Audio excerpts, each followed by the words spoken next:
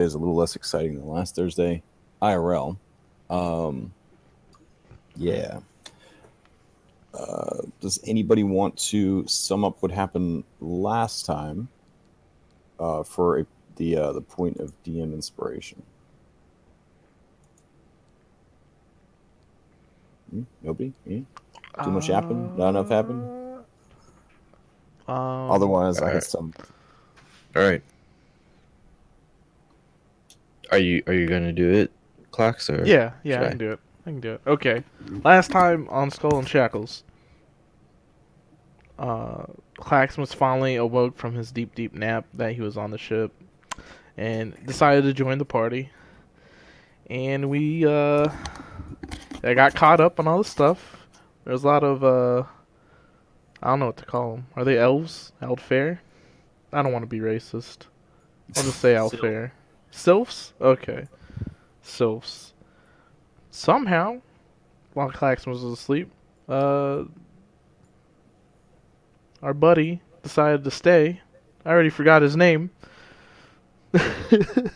not Cloud Not no, or not no the oh, you mean stay on the Not island? Sorry. Cloud, not Sephiroth, but Squall. yeah, Squall, yeah. Squall. I was a bit sad about that, but we made new friends.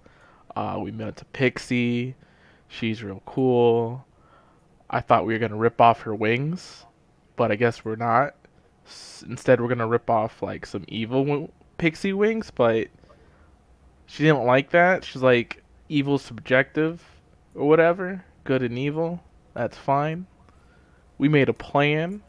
We were gonna trick these evil pixies because we can't attack anyone who's related to air on the island. I don't know why we just didn't kill the person who was stopping that. That's what Claxmus would have done. Is just kill whoever was stopping us. But I was told that they would just kill us. But we don't know that now. You'll never know. You will never know, yeah. And we met this real cool dude with long hair. He, but he ended up just being like on the surface cool because he wasn't down with hanging out with us and doing our plan. He was kind of snooty. We called him Sephiroth, but he's not Sephiroth. He is an asshole. I thought he was a real asshole. He should have just come helped us. But we managed to talk to Big Brother to give us his second best hunter, which was this real cool dude named Not Cloud with some killer hair. And we set off to to execute our plan, in which the pixie would polymorph Not Cloud into one of those black and white bears, and they're real stupid. And he played the role super well. Like, if I was to come across it, I'd just be like, this is the best black and white panda ever. Like, it was perfect. Like, he played his role perfectly. There was no airs. He didn't ham it up. He is a magnificent actor. I was impressed. So impressed. And he was so impressive, the evil pixies started beating the shit out of him. And then I saw the reason why we shouldn't fight the guy on the island who's protecting all of them. Because then bolts of lightning just came down everywhere. And I mean everywhere. They hit one pixie and it just exploded. Like, just exploded. There's nothing left. Even though it was a tiny thing, and I understand why there's nothing left, it was just very scary. Very impressive. One of the other pixies ran off because it didn't want none of that. And this other pixie ran off. And then I guess one of our buddy pixies did something to it. And it just fell on the floor and cracked his neck. Which was pretty cool. It was pretty metal. Then we got the wings that Anlara needed. We headed back. There was an orgy. Our crew got mad at us because they couldn't participate. That's their fault though, because they're a rowdy bunch.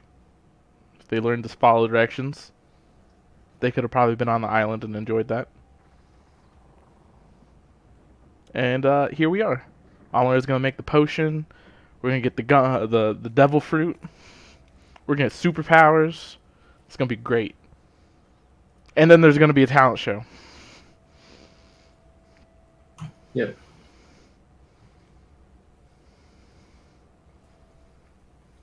All right, that was extremely thorough. I don't think you missed anything. So go ahead and take the inspiration. And let's continue our seafaring nautical fantasy pirate adventures in the islands of the Shackles. So you guys are on the ship.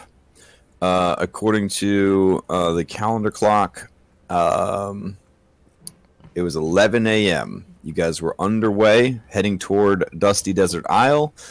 I'm assuming that since all the officers were at the meeting, you were having first pilot, basically Captain Phipps Chumlet, steer the ship. Is that correct?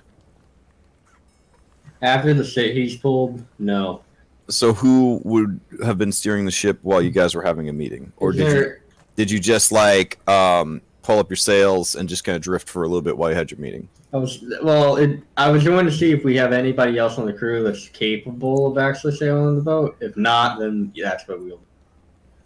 I mean, it's 5th edition, you know? Like, anybody with a decent wisdom could claim to be good at this. As far as, like, proficiency with water vehicles goes, a lot less people than you think are actually qualified to sail the ship. Yeah. Bill could sail the ship. Let's see who else is qualified.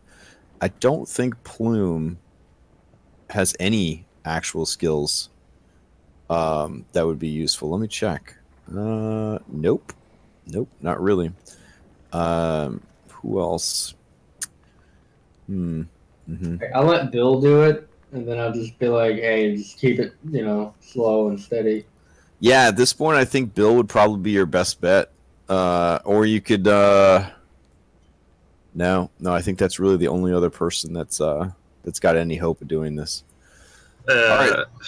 Huh? Might have to say something on that note, Captain. Yeah. We just brought Bill in, yes? Having him do replacing Phipps for him almost immediately might look poorly for the rest of the crew, especially since Phipps has been so, Yeah, that's a good point. But the thing is, I don't want. Okay, so if Bill can't do it, then we're not going to have anybody do it. So you're just going to tell him to raise sails and just drift for a little bit while you guys have your meeting. Yes. Okay. So there's a bit of grousing, a little bit of confusion. You do hear people wondering why Bubbles doesn't have his number 2 guy, Phipps Chumlet, take over. So there is some speculation about that.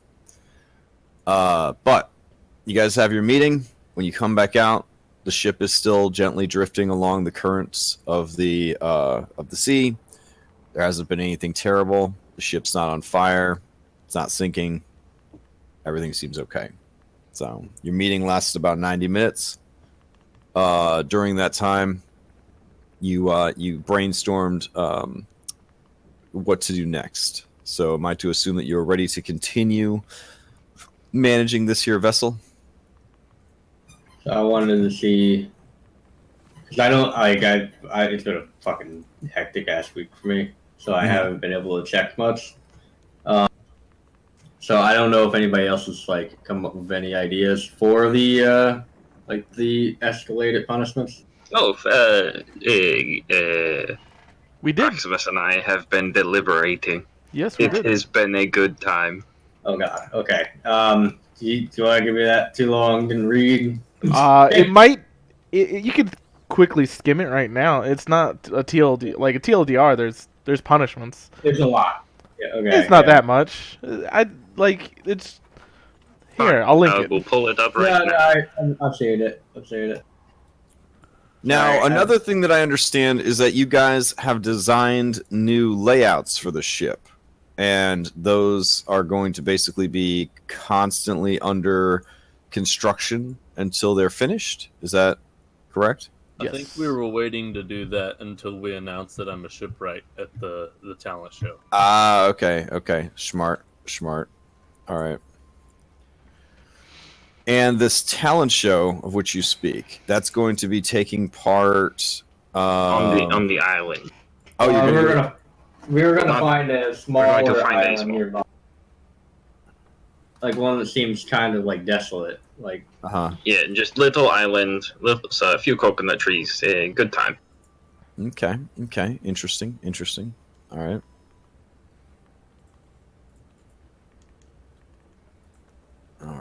So the goal then is to find a small island nearby that you guys could set up on, and kind of go from there. Yeah. Yes. Okay. Cool.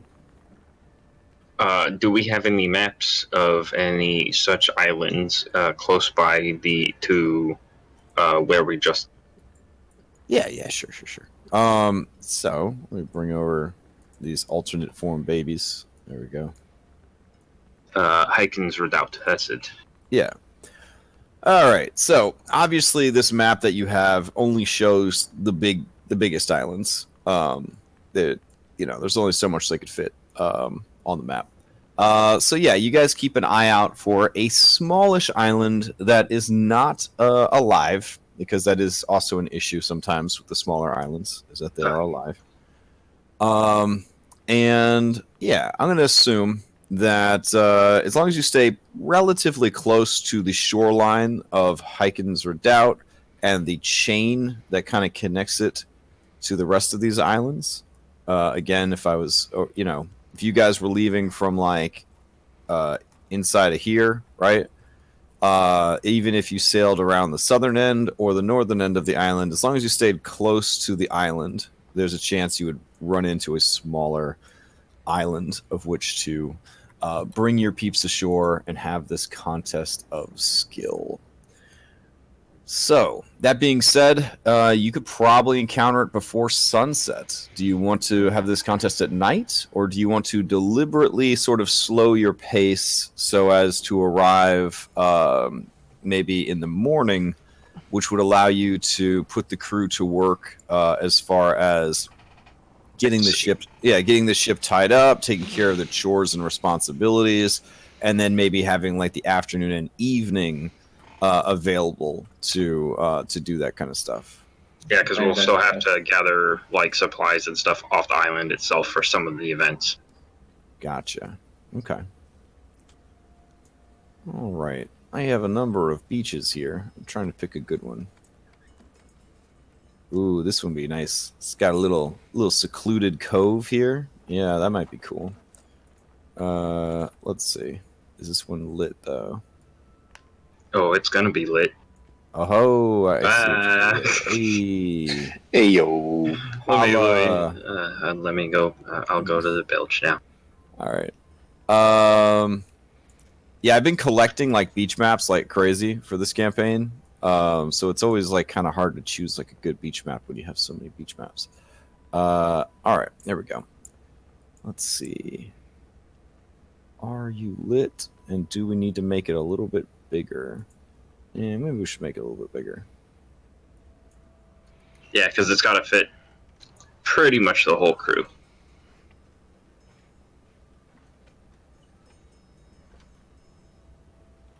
While Crash is doing that, we are probably going to have a skeleton crew of sorts back on the ship. Or like interchanging people, like people who do events and then go rest on the ship and then come back and whatnot.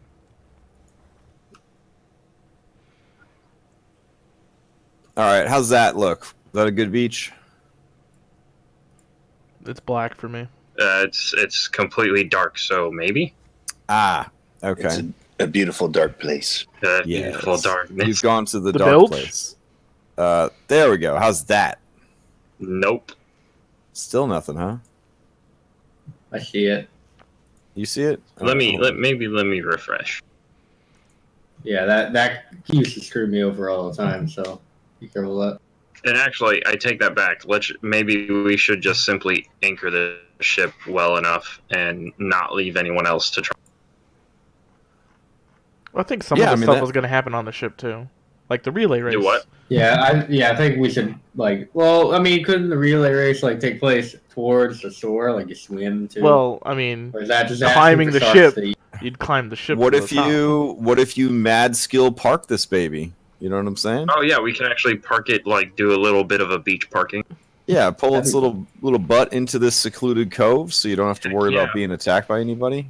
All right. Absolutely. There we go. Yeah, and But- they use but- the tiny boats to help move it in there. Yeah. All right, that'll be a fun project. So I guess the question then is, do you want to wait?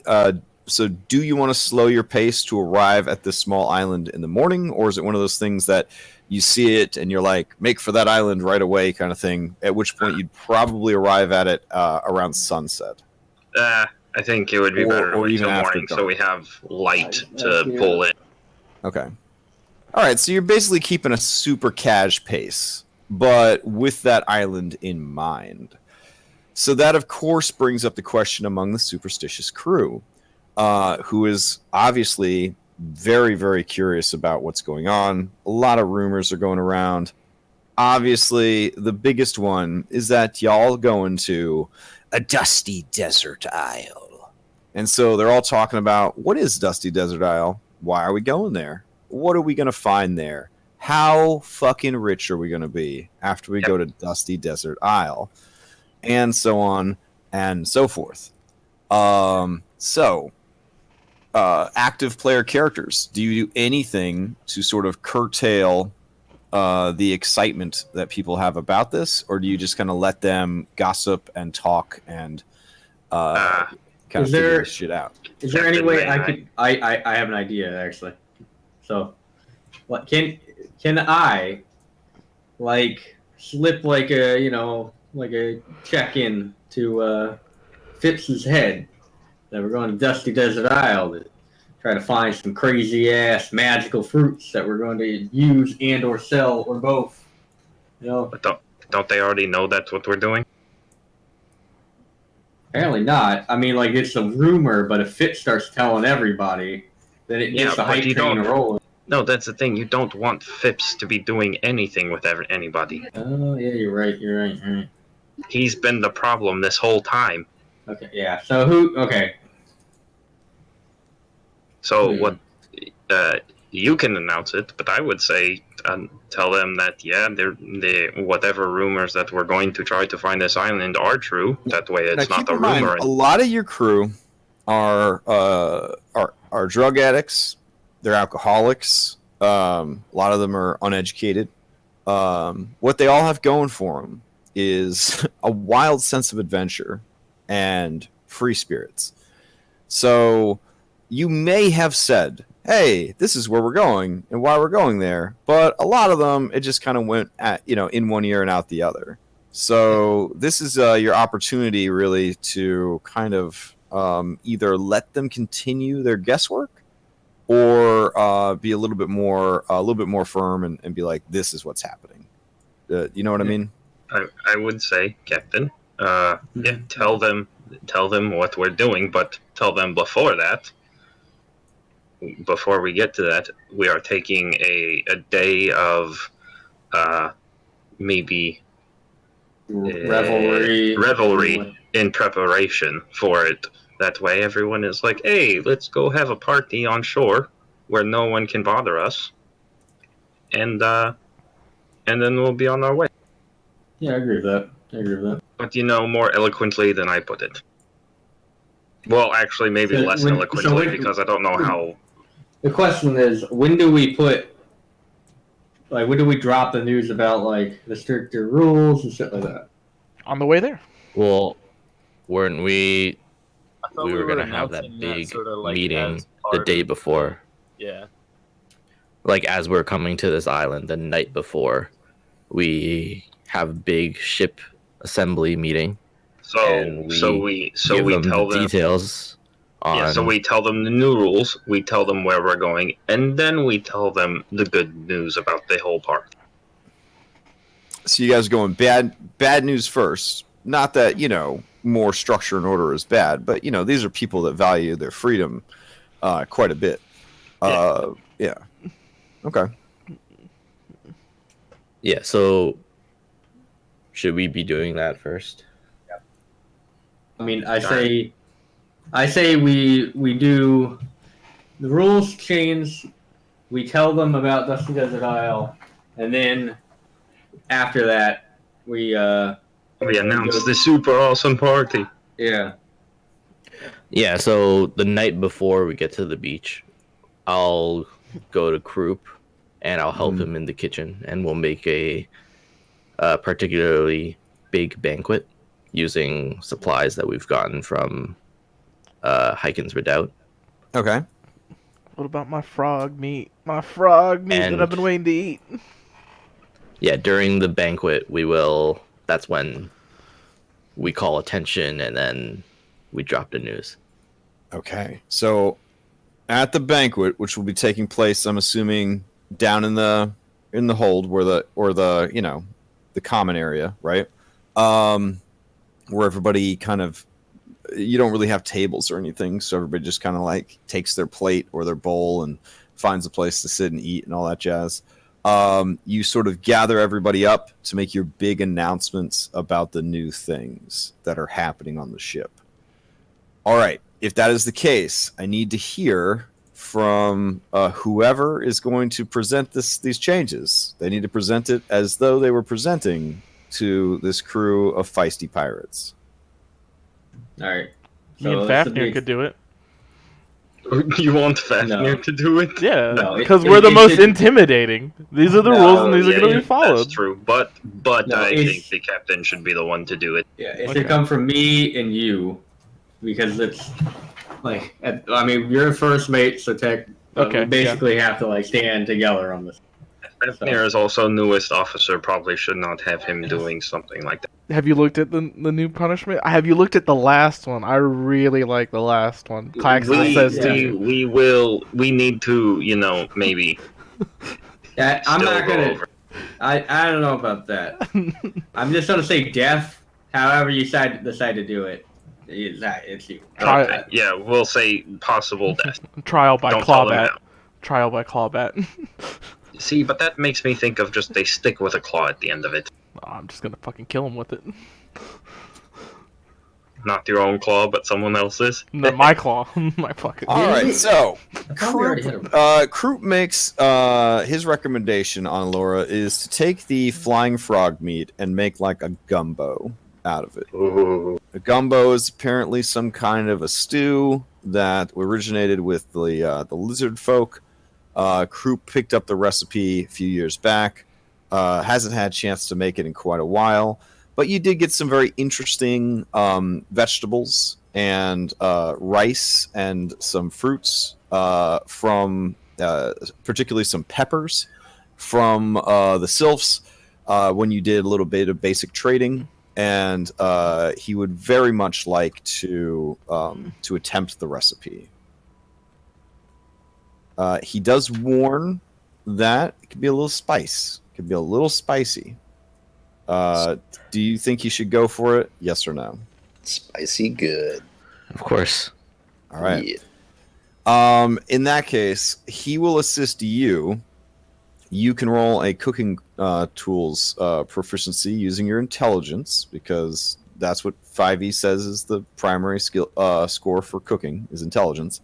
Because it's secretly just alchemy. Go ahead and do that and see how it turns out. So you have advantage from Croup helping you. Croup does not have to make a check versus being drunk, because he has actually been doing really good in the last couple days. Well, okay, let's be fair. In the last 2 days, he's been doing really good. Long time for him. Damn, I almost And a a lot- nat 20. Yeah. This Yeah, flying frog gumbo is phenomenal. I wish actually that I could be eating it, because I like gumbo quite a bit.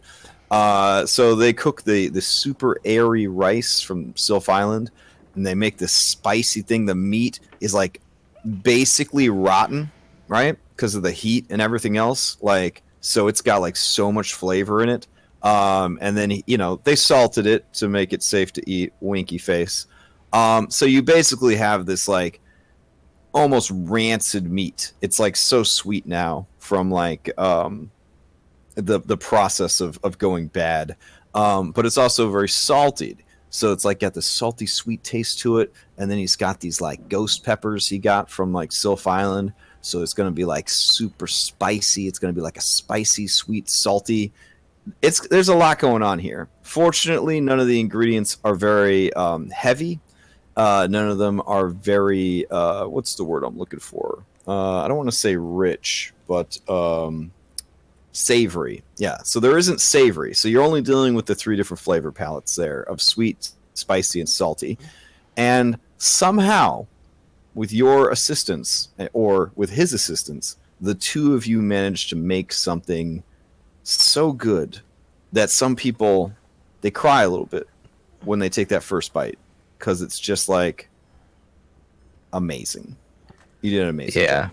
And I think just even before we started cooking, because Ana Laura hasn't been cooking that often on the boat anymore, but some of the people on the boat have tasted her cooking since the old crew. And so I'd imagine there's some rumors going around of what to expect. Like, why is Ana Laura going down there to cook? Yeah. So there's that anticipation. Oh, absolutely. So I would say that morale is very high because, like, honestly, they've all had like tummy aches because you fed them nothing but donuts for 2 days. So being able to eat some real fine food, exotic and special, it makes them feel special. Yeah, so well done on that regard. So everybody's tucking in. They got their bowls.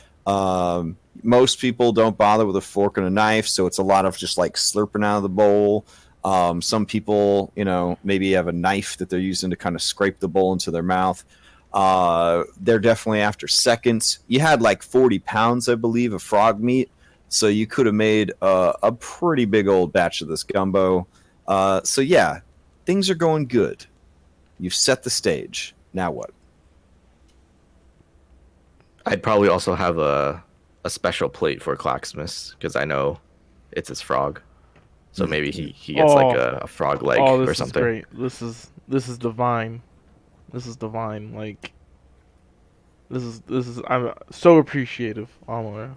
So appreciative. Mm-hmm. I go around handing out the rum rations for the night. Okay. Yeah. I was waiting for. So one of I'm trying to make sure that I understand all of these punishments before I yell them at people.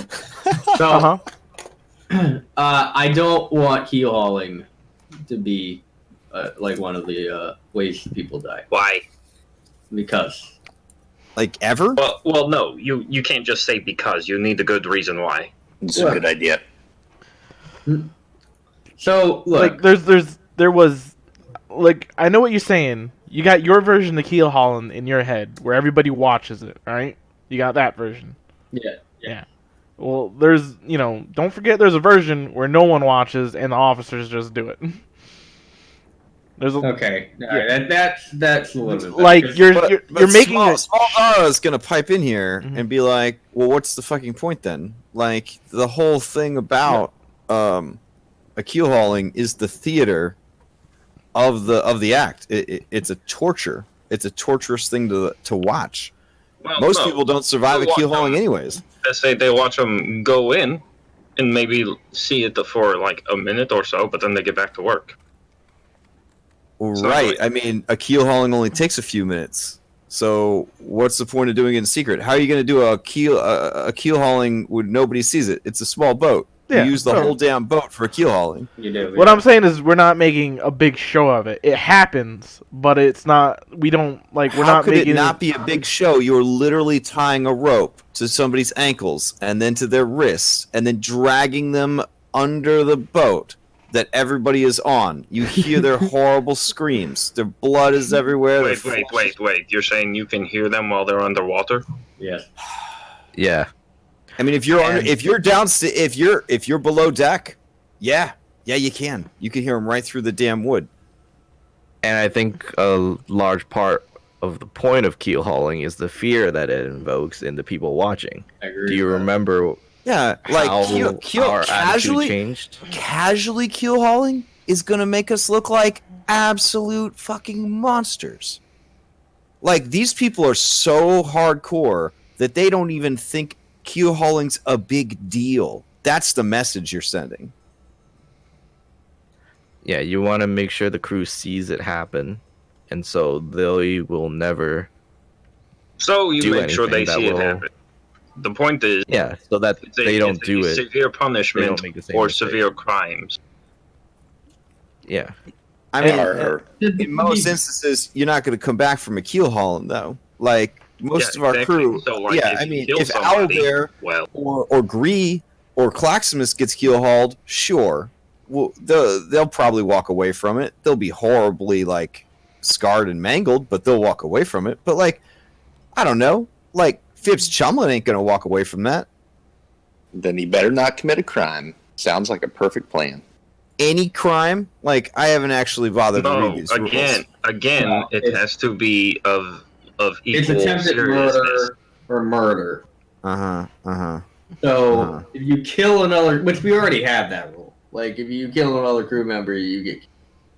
Like Yes, a lot but, of these are. but here's the thing. What Just if Captain saying Bubbles shoots somebody in the back of the head because they made him mad? Does he get keel hauled? Well, there's multiple choices. There's exile or death sentence, and there's walk the plank, keel hauling, and then there's me.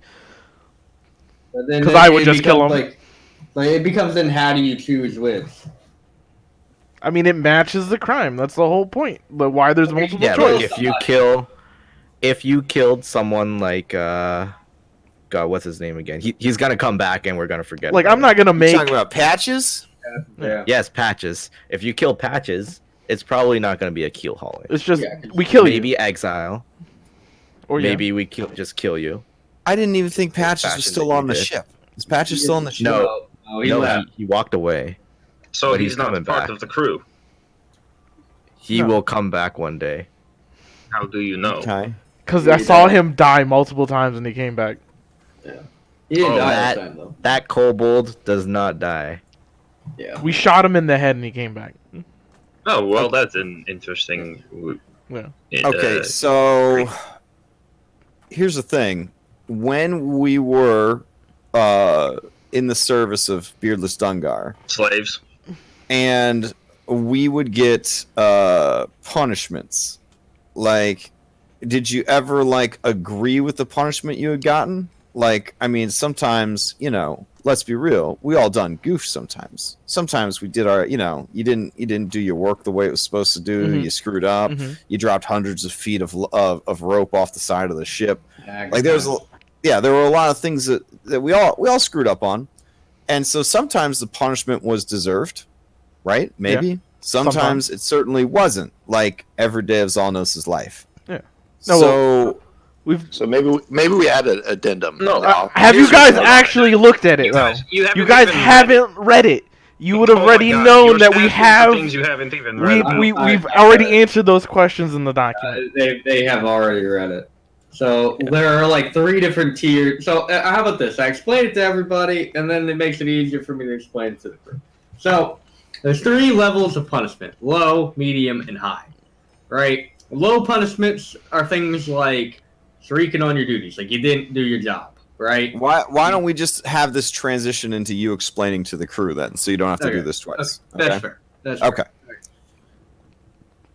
All right. So you ding, ding, ding. Get everybody's attention. Everybody looks up. They see the captain. The floor is yours, Captain. Good evening, everybody. All right. They all kind with, of raise. with, They with all your raise chest, their. Captain.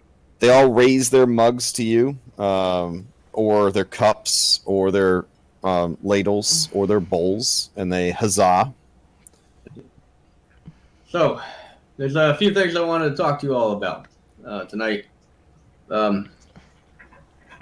So, for most of us, we've been together for a very long time.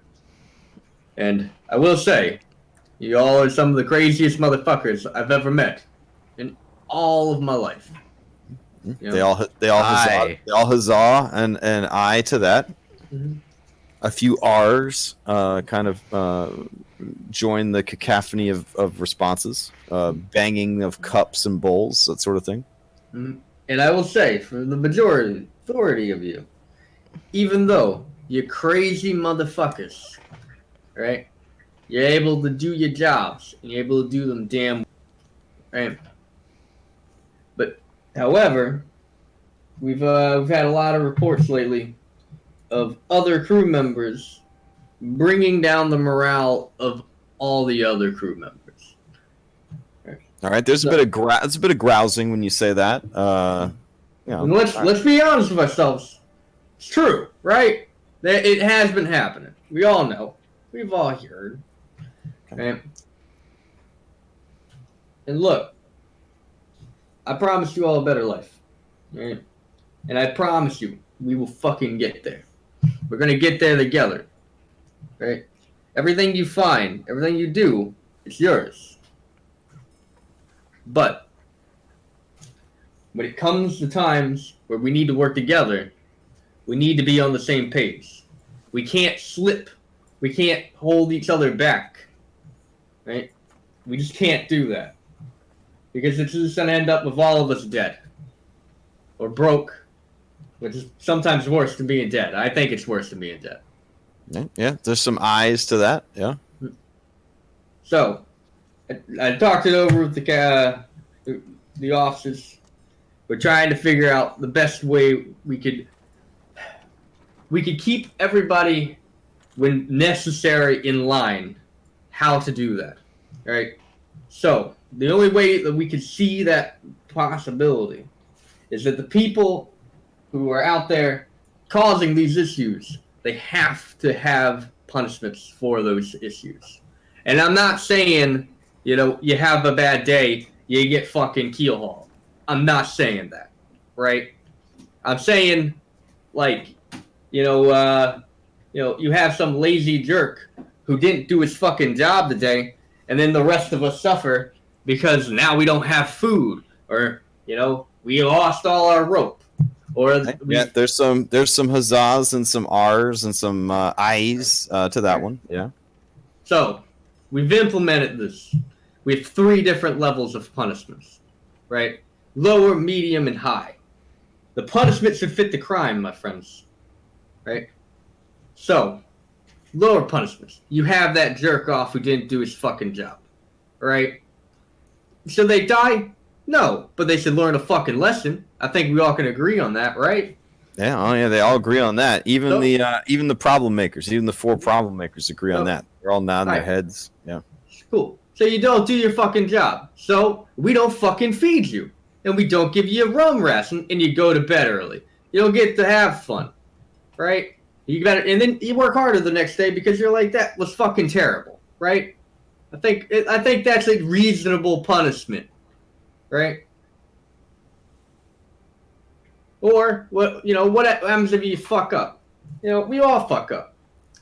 I remember when I was training up, I dropped 1,000 fucking feet of rope off the boat. It was fucking terrible. You know how many? I got fucking whipped. We're not gonna do that shit. But if you fuck up, we're definitely gonna talk to you, right? And you probably should go to bed pretty early, so that way you got a full night's rest and you're ready for tomorrow, right? All right. You see this guy, Gyoza, that you picked up. He says, "So, are you telling me that if I want to go to bed early, all I got to do is fuck up?" Yeah, I'm talking about first time. You keep fucking up, man. I can tell when you're doing it on purpose. So if I'm real tired, I just throw some rope off the ship and I get to go to bed early? No, that's Captain. an accident. If you do it on purpose, it's gonna be worse. Yes. So I just Captain. pretend to throw the rope off accidentally and I get to not work the rest of the day and go to bed early? You're not gonna work the rest of the day. You're just gonna go to bed early after you've worked the whole day. Yeah. Oh, okay. And then I'm gonna crab claw you in the face. as well. Oh. Yeah. What? Honor Lord, what? Captain, you're missing the part about the brig. What? It's the brig, dude. You're You're not just going to bed they don't early in just your get to nice go to cushy bed. rack. You're going to the brig. Oh, yeah. If I'm going to get punched in the face, can I turn into a bear first? No. No. So, you know, so there you go. Like, yeah, you go to bed early, but you know what? Like this jerk off saying here, like, oh, it's a fucking pleasure. I love going to bed early. How about you do it in the brig? How about that? This doesn't sound as pleasant now. that's where he poops too. Pluggers. That's where That's- Mr. that's- Plugger sleeps. That's where Mr. Plugger spoops. Nobody wants to go in there. Yeah, so Mumbling Danish was about to say something about the brig, and then when you pointed out that the brig is used as the poop pen for Mr. Pluggers, she kind of immediately quieted back down. Hey.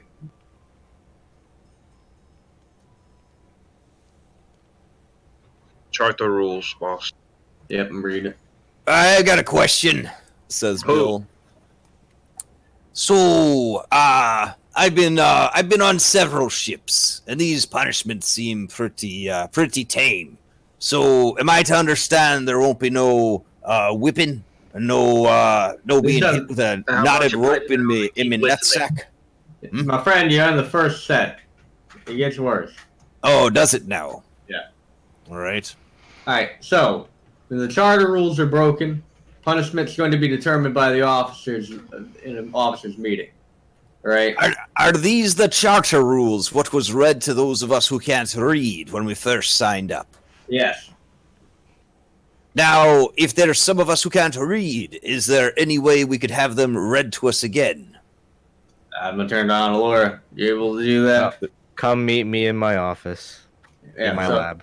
There's Yeah. some murmuring. There's some murmuring to that one. Okay. Alright. Someone was like, "Yeah, I can't read." Yeah, I sure can't.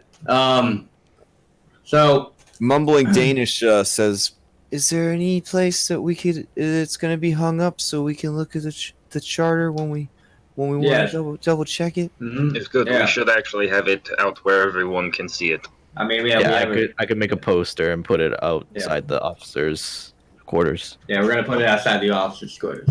So Raoul Brassthorpe, with his hair moving like fire, snaps his fingers and produces flame and says, what if something happens to the charter?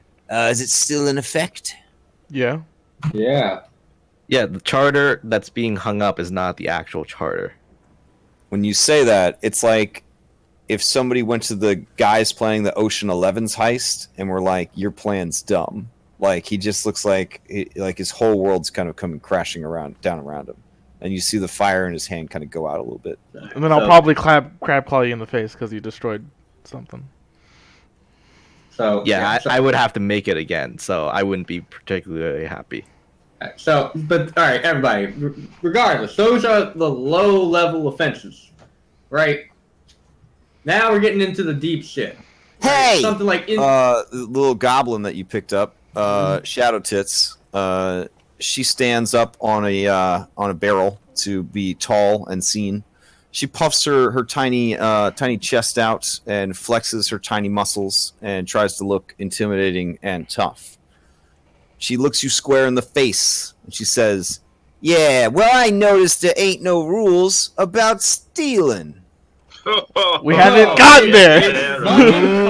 I'm glad you said that, because the next two things we're going to be talking about is insubordination and fucking stealing. So, all right, let's start with insubordination, right? First offense, right? Wait. If somebody's been stealing, is it all right to rat them out, or is ratting them out also out of the charter? Hey, put it this way: if someone is stealing from someone on the ship, that's hurting the ship as a whole. Yeah, it is. And also, remember, part of the charter says if you find something magical, it's fucking yours. If you find an item, it's yours, right? And we can also item that we find. What if I find it in somebody's bedrolls? No, that's called stealing. That's fucking stealing. It doesn't seem very specific. All right, let's say you're stealing. All right, stealing. All right, so what happens if we catch you fucking stealing, right? Because nobody likes getting their shit taken, right? First one, classroom is gonna start flogging you. That's your first offense. She Right. kind So of it she doesn't kind of have to be blushes. by She kind of accident, but blushes when somebody. you say that, and she's like, "Oh, all right." Are you aware what a flogging is? Yeah, it's like a big old knotted rope, and they hit you in the privates with it. Yeah. What? No. No, It's no, a yeah. cat of Yeah, I like Not that. how- Wait, it's not? That's not how It is. Claxons does it. Oh, jeez. It is a whip with 9 ends to it, and it is hit across the back. Isn't that a Claxons, cat? don't you remember? Yes, it's a Don't cat you of 9 remember the thing tails. you made? In the Oh old yeah, ship the one with, with the glass and all that. slippery Yeah, sail. the Well, one with the glass. I've been on a ship before, and when we was flogged, it was a big old knotted rope. They called it the monkey fist, and they would hit That's you called with a that. beating. Actually, a flogging is any sort of punishment in which the victim is hit repeatedly with a whip, stick, or other object. Oh, so it could be my fist. I feel like a stick the is fuck still said that? beating. Nice, I like that. It could be my I think fist. God said that. Anyway, second I'm offense. just letting you guys, the players, know the I- actual well- definition of flogging is like you just hitting somebody with shit. Is All right. basically flogging. So, second offense. All right. You get flogged, and you get a few nights in the brig. Which, Now, I want to clarify that. That's night in the brig, or day in the brig, depending if you're on which side of the crew you're on. You still work the That's whole true. day. Danish says, "Oh, I have a question. What if you're in the brig and there's like a super handsome old man in the brig? Are you allowed to have congenital visits?" No, No. this It's isn't conjugal. this isn't pleasure time. This is punishment. Yeah. Oh. Sorry. Even Also, if don't you're both forget locked what- in there at the same time? I'll say also, Yes. don't forget they said this is where Mr. Pluggers does his business. She starts to blush deeply and says, "Sometimes romance can drown out all the bad things." Well, Moving on. there's no romance in the brig, Yeah, and I'm next to the brig, so I will be The watching. brig is barred. Everybody can see in. Do you want everybody to see that? I mean, they can see it all the way. Honestly, pirates have sex in front of each other all the time. Like Right, they're. but Yeah. isn't- she yeah. seems like she's shy or whatever. So Captain. I feel like Cap- she would Yeah. Oh, I not got you. I got be a fan you. of that. Captain. Yeah, bear guy. I whispered to Captain, "Can you just tell them to shut the fuck up, listen to what you're saying, and ask questions later?" Yeah. Alright. Okay. So, third offense. You get caught fucking stealing. You get flogged, and we take a finger. Right? This goes for fourth offense, all the way till you're out of fucking fingers.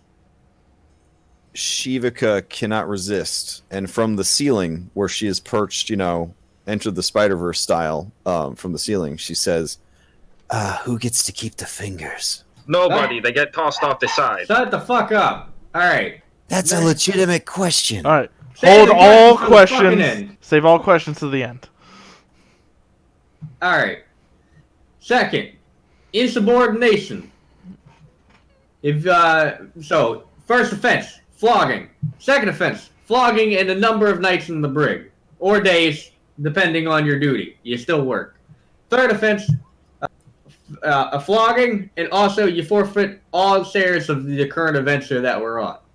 So, if you don't listen, we can't help you. Like you're not going to get your shit. Because you're not helping anybody else. You're just helping yourself. Third, willful ignorance that results in loss.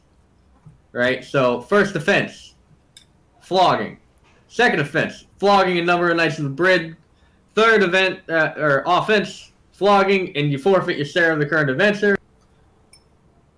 And if the loss is results in someone's death, is what that means. The last part. Yes. Okay, yeah, and if it caused the death, you'd be sent to the captain's mast. What's the captain's mast? For those of you who don't know what the captain's mast is, this is a trial on sea. You will be sent before the officers to be tried for whatever ignorance resulting in death that happened. Fourth, willful ignorance of local customs. Right? For example, the last island, if you hurt anybody who was a fucking flying element or air elemental, a giant super elemental will show up and kill all of us.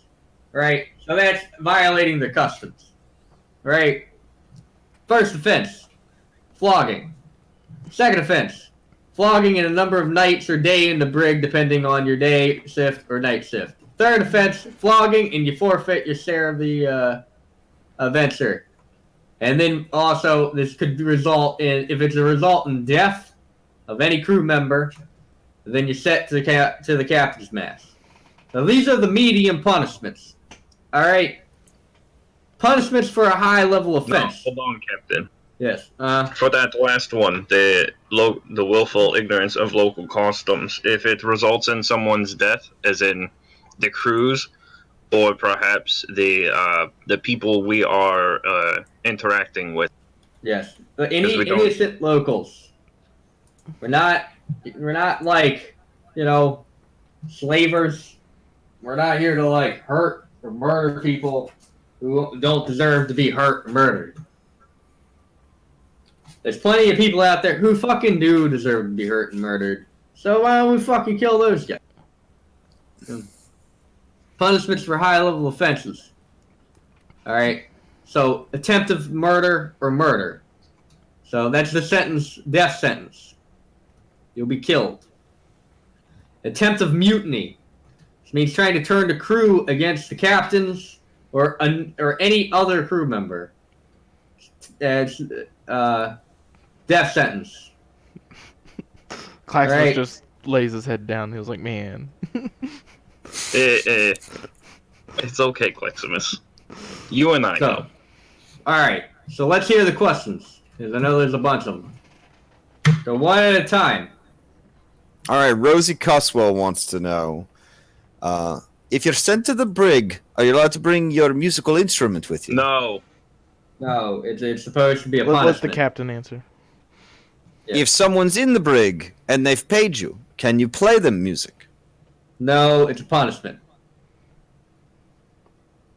But that sounds like a pretty good way to trick people into giving you money.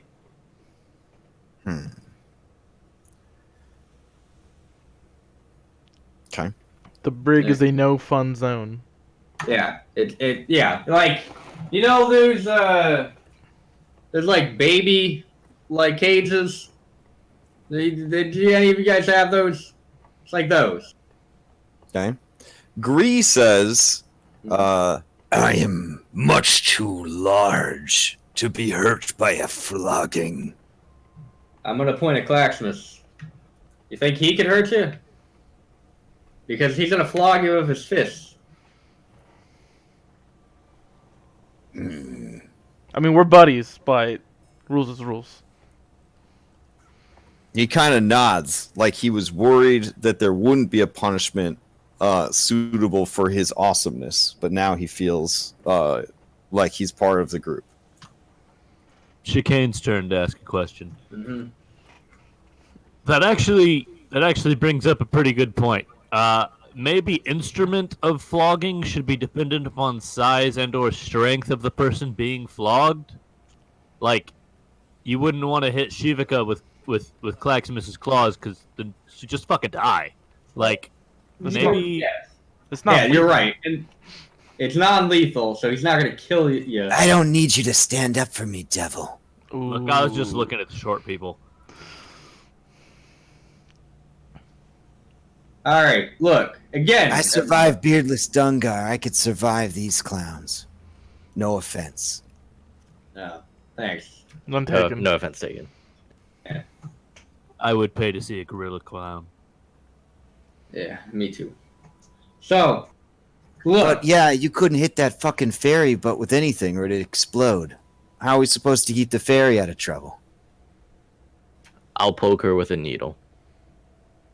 The fairy just kind of beams at everyone, realizing that she is the center of attention, but not understanding any of your words.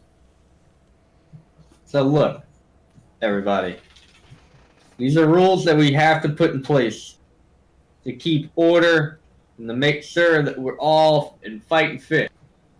right? So, enough of the fucking bad news, enough of the pouty, enough of the dumb shit, okay? I want to talk about the good shit. Just a second. That's actually a good point about the fairy. She has absolutely no fucking idea what's going on. So I'm gonna have Ginty sort of relay through his limited telepathy, Okay. sort of what we're talking about. Oh yeah, So and that I'll she do at the least same knows for and Owlbear doesn't like with fucking get killed with the.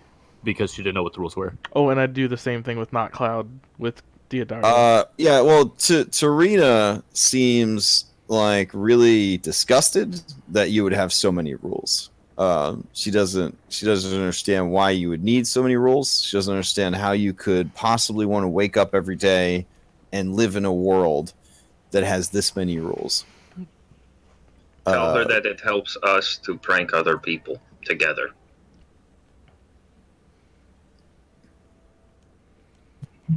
On Allura. Knight, who comes from a culture where, you know, there's lots of rules, and if you don't follow the rules, you get smited, is like, you know, that makes sense to him. Like, that makes sense. You're Nice. told not to do something, and if you do it anyways, you get smited. I mean, that's textbook, no problem. He's on board easily. Like, again, this is so that, like, we don't have people, like, fucking up and ruining everybody else's lives. Alright? So, a lot of you are doing really good jobs. You really are. So, I don't want that to dissuade you. I'm just saying that there are people who are like vampires. Like, they're just here to suck every fucking drop of, like, you know, like positivity or usefulness out of you. Right? So I think vampires suck blood, Captain. He doesn't mean literal vampires. Phipps Chumlet pipes up and says, "Arr, Captain. It's me, Phipps Chumlet. You know, you're number 2. You're I take offense to this. I want to make this very clear. You're not number 2. Claximus is number 2. Claximus is your first mate, so I would be, say, your second mate. That would be Ilana Laura. So, building off of Lady Shadowtit's earlier comments, what is the punishment for squealing? What do you mean squealing? Like making loud noises? Oh, I'm talking about tattletaling. You know, running to the officers for every wee bit little thing you think has gone wrong. Tattletaling is a social consequence. Yeah. Yeah, we won't take flog it you up for with your that, crewmates. but Yeah, your we're not crewmate gonna. might have different opinions on that. Yeah. all right, he turns and looks at everyone, and everyone turns and looks at him. And they all share like the stone cold looks that children who grew up in the 80s and 90s know, that snitches get stitches. So like they all kind of nod real quiet. Mm-hmm. Well, if you have that sort of thing in place, you see, the problem there is you're gonna have folk who is afraid to come forward and maybe tries to handle their problems themselves. Look, you may have heard, Captain Bubbles, but back when we all served under Beardless Dungar, may keep death hold him in her bosom forever. My own life was put in danger when foul Zalnos tried to murder me, and look, Fitz, Sly Slanigan. Split. Shut the fuck up. We don't talk about fucking. I'm just saying, if folk had felt comfortable going to Dungar with their problems, then perhaps we could have avoided, what do you have here, high-level offenses. Oh, yes, no, but see, here's where the charter comes in, because if someone decides to attack the person who decided to, you know, in your words, snitch, well, guess what? They're breaking the charter, which means they also get punished. It sounds like this year charter, combined with this year punishments, is going to put a lot of people, what's the saying, walking on the glass. Not if you're good to the crew. Look, we're a fucking family here. We might be a dysfunctional weirdo family full of fucking monkeys and bears and fish people, but like we're a family. So we gotta keep this shit together, right? All right. I don't- Mumbling Danish says, Captain Bubbles, does that make you my brother or my father? Or she What? blushes, my Oh, hey, grandpa? no. That never make. Don't. Okay, I'm just gonna skip that one. All right. So let's enough of the dumb like, like boring ass bullshit about like offenses, and it's the downer. And everybody had this great meal, and I had to come and fucking ruin it, right? Let's move on to the good shit. So there's been a lot of rumors floating around about. Hold, I have something to say. Shut the fuck up. I mean, yeah. He looks at you hard when you say that. And he says, If that's what you want, fine. and he is quiet.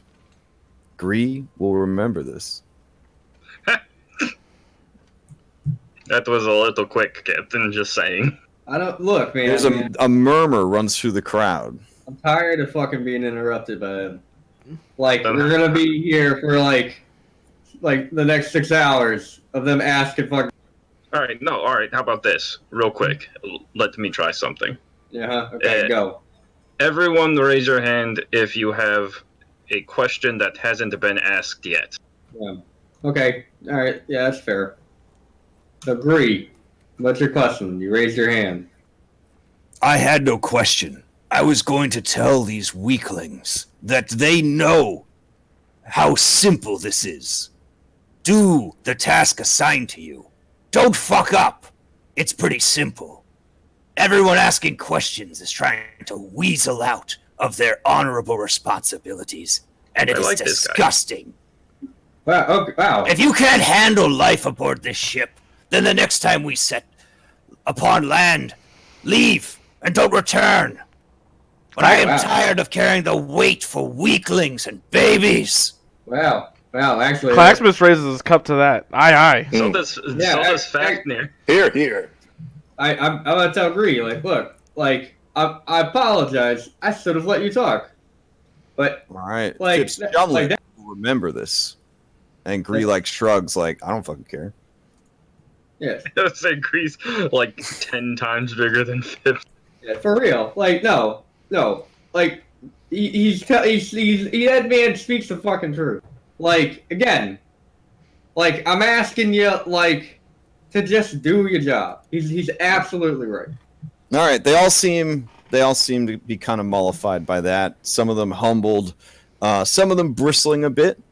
Some of them aren't even really paying attention. Like Striker Mitch is like, he's just drinking. He's actually working on his Queen's Gambit deck while this meeting's going on, just trying to figure out the best way to make sure he pulls a Scorch card at the right moment, that sort of thing. So, To be fair, though, he does actually do his job, so. well, he definitely has the attitude of a person who knows that they do a good job and knows that this meeting isn't for them, basically. Yeah. Yeah. All right, so let's move on to the good news. So there's been a lot of talk about where we're going next, right? And I just want to let you all know we're going to be heading to our next big adventure. We're going to be heading to a place called the Dusty Desert Isle. For those of you who don't know what that place is, it's an ancient fucking island that has a bunch of magical devil fruits on it, right? And we're going there and we take those fucking devil fruits. We're gonna either eat them or sell them. We're gonna get fucking rich or super fucking crazy strong. But before that,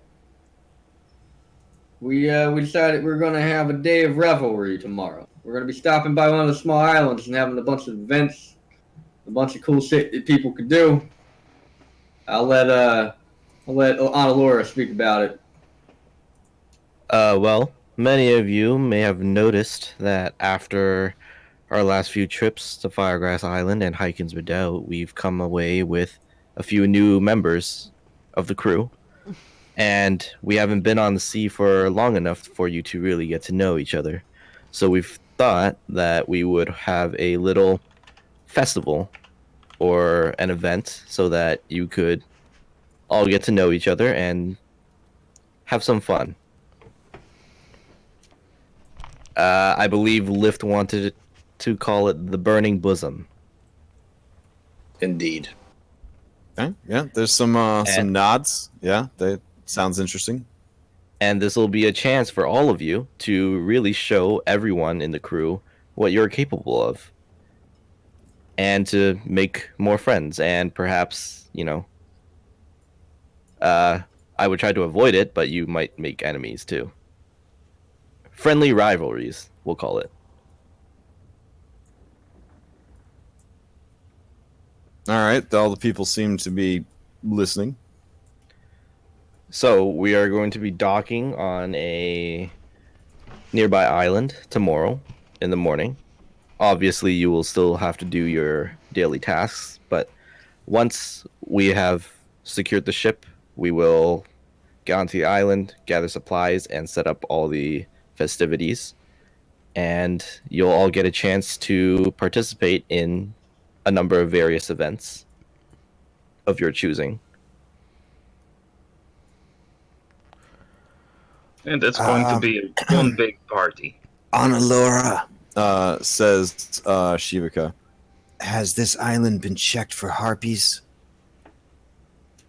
No, but we should probably send a group out to make sure it's safe. All And right, that brings us to the first thing. Yeah, everyone kind of looks Who's around interested? Who is interested in exploring the island? Gree raises his hand. Gree is ready.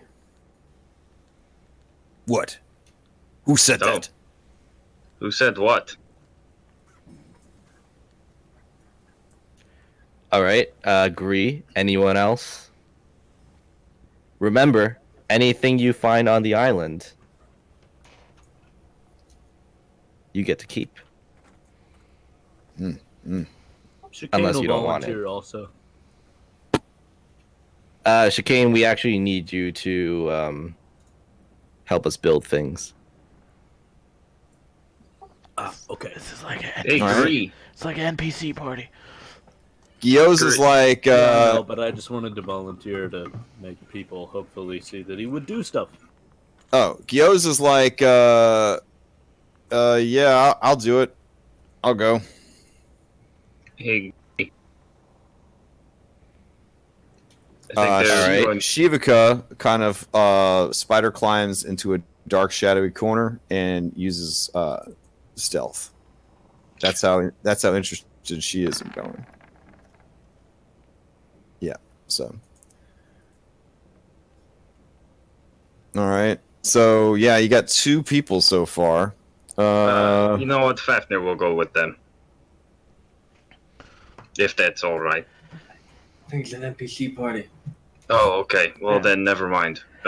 Fafnir supports Gree in his endeavor. Knight walks over to these people and nods and puts a hand on a fist over his heart. Wait, is that Squall? No, that's not Cloud. No. Oh no, that's who's the other one? The one that got angry. That's Sephiroth. No. Yeah, I'm talking I about want to get some shit. I'll go. So Shadow Tits goes and heads over there. That's his name. All right. We could send one more, and the rest of you will be back here working on setting up all the festivities. Should we send someone to keep an eye on them and also translate? I was thinking, what about Small Dara? Yeah, Huh? I thought it was good. Yeah. Oh, well, I thought we needed. I thought. No, she is small. Don't send her. Oh, out. hey, ooh! You have me in a logic loop now because now I want to go. Yes, I know do. that I go because I'm not small, but I know that you're tricking me, and now I don't Fafnir want to smart. go. Whatever, I'm gonna fucking go, and I'm gonna get some sweet loot. All right, I'm the leader. Just so you know, I'm the fucking leader. Don't fuck around. I will not heal you, and when we're out of sight of the ship, accidents happen. Just ask Zolnos. Don't fuck around. If you're not the tank, you're not getting healed. Just saying. Mobs. These are white maids. Don't let your white maids die. All right. So they're gonna head off and explore the island. Before Gree leaves, Mhm. like, can I catch him? Sure. Like, I want to talk privately. Okay. But hey, sorry, for real. Like, you're one of the good ones. You really are. But The everybody, captain should not have to apologize. look, If you did not wish for me to speak, you had every right to tell me to stop. I know I don't have to apologize. But again, you're one of the few that are like actually using reason. So, like, thanks for that. Does it make sense? Like, I'm sorry if it doesn't. It makes sense. I'm big, not stupid. I know you're not stupid. I know for a fact you're not stupid. We'll go make sure this island is safe. How much time do we have to secure it? What time is it? Well, I missed by morning. Are you gonna send them to do a night reconnaissance of this island? Send them in the morning. We Yeah, may so- be a day or two here. Yeah, so I would say Afternoon try. or late afternoon. Yeah, I was gonna say like 4 o'clock in the Alright. afternoon. I mean, you're sending a fighter, a moon druid, a rogue, some kind of scout, maybe, and a pretty high level cleric. I think they should be fine. Yeah.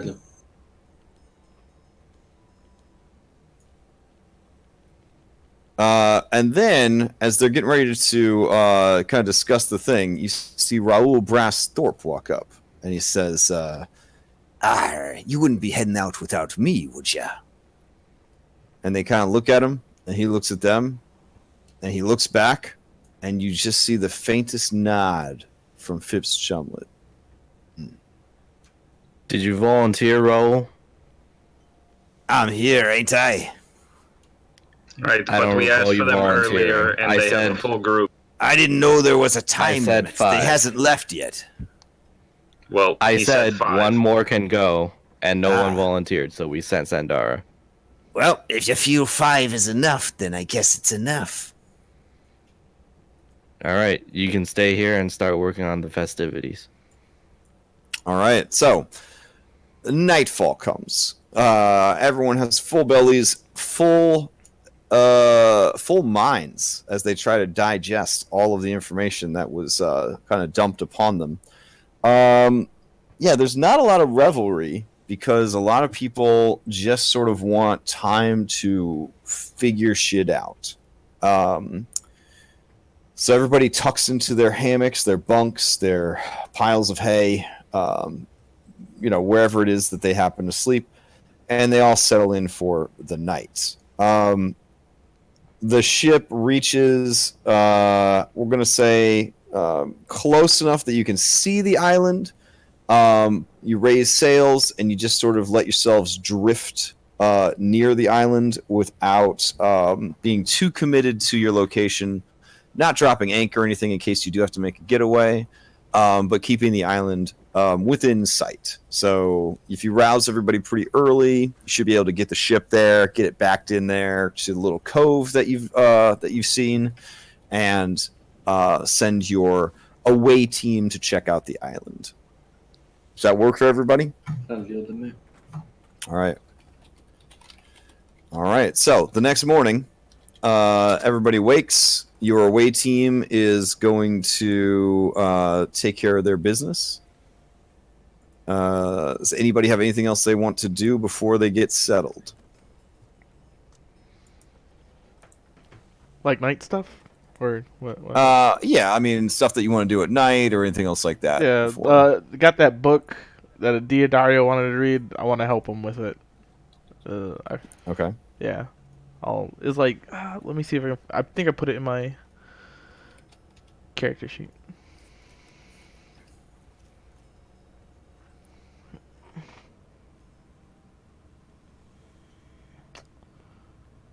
Shit, I can't find it no more. It was some type of law book. I know that. Mm. I'll link it to you when I'll link it to you Okay. when I find it. Oof. So you and Diodario read a legal manuscript. Okay, that's an exciting evening for sure. I know he said he wanted to read this book when I asked him a while back. No, it's one of those things like watching. I want to make sure my daughter can't hear me. It's like watching YouTube shows with your kid. You know what I'm saying? Okay. Like you really don't want to do it, but you want them to think that you care about what they're interested in. So what if she were just standing right behind you like a horror That's movie? why I've been doing this a long time. But of course it is now streamed, so I guess I'm not doing that. She's gonna come back. She's not allowed to watch these streams. Jesus Christ. We're not talking about now, man. We're like 5 minutes. No. Where she's like, 18 years from now. I wonder what this was like. How could you? All right, so your away team, they hop into the Jolly Boat. It's a pretty rad looking party. I would definitely party with this party. They've got a 12-year-old. They've got an anime dude who could turn into aminals. They've got a way too hot goblin. They've got a Final Fantasy extra, and then they've got Hulk as a shark. So he's one of the street sharks. Yeah, there you go. That's a fantastic team. So they are going to head off to the island, and let us see how things go. Can I get every player to play high-low for me? So basically, type into chat. I'll do an example. I would say hi, and then I would do 1d20. Oh, not a D100? Nope. And then I failed because to pass a high, I needed to get an 11 or higher on a d20. So we're checking for just the overall luck of the officers and how that carries over to our little friends on the shore. Now, keep in mind that in order to roll inside a string of text, you have to surround it in square brackets. So double square brackets will basically make an equation roll in chat, which is pretty neat. So you type in hi and then you do the brackets? Yeah, so you would type left square bracket, 1d20, right square bracket, right square bracket, and it'll roll it for you in chat. It's a pretty neat little markup or error. Syntax. Maybe I did it wrong. I'm killing you guys. All right, hold on. I'll Post it in Discord. Yeah, post it in Discord. You don't type over. roll. You just type 1d20. Right, you literally just type what you want it to do. There you go. It's happening. We're fucking killing it. No. Oof. Oh my. Okay. Chicana is just like 1d20. Why isn't it working, guys? Oh my god. This is hilarious. So Chicane, just say high or low real fast. The one low is high. Oh, he said high. So just roll a d20 at this point. Yeah, just roll a d20. Get low. Oh my god. It's all the opposites. I'll be honest. It doesn't go too well for them. So that's what you're trying to do, by the way. I just typed it into Discord. Double, right? Okay. Yep. Anywho, so say goodbye to those 5. That's cool. All right. So they went to investigate the island and make sure it was safe. That couldn't have gone any funnier. Good old Dragon Island. You literally failed all of your checks. That's awesome. Yeah. I feel like Hilo maybe not the best. Hilo doesn't work well with a D20. It works better with a D100. I mean, it's all just numbers. Like, all right. So, good stuff. All right. I guess I'll move you guys over to the hidden beach now. The percentages drop drastically the smaller the dice get. We're going to Massacre Beach. Yeah, exactly. All right. Piranha Man Island.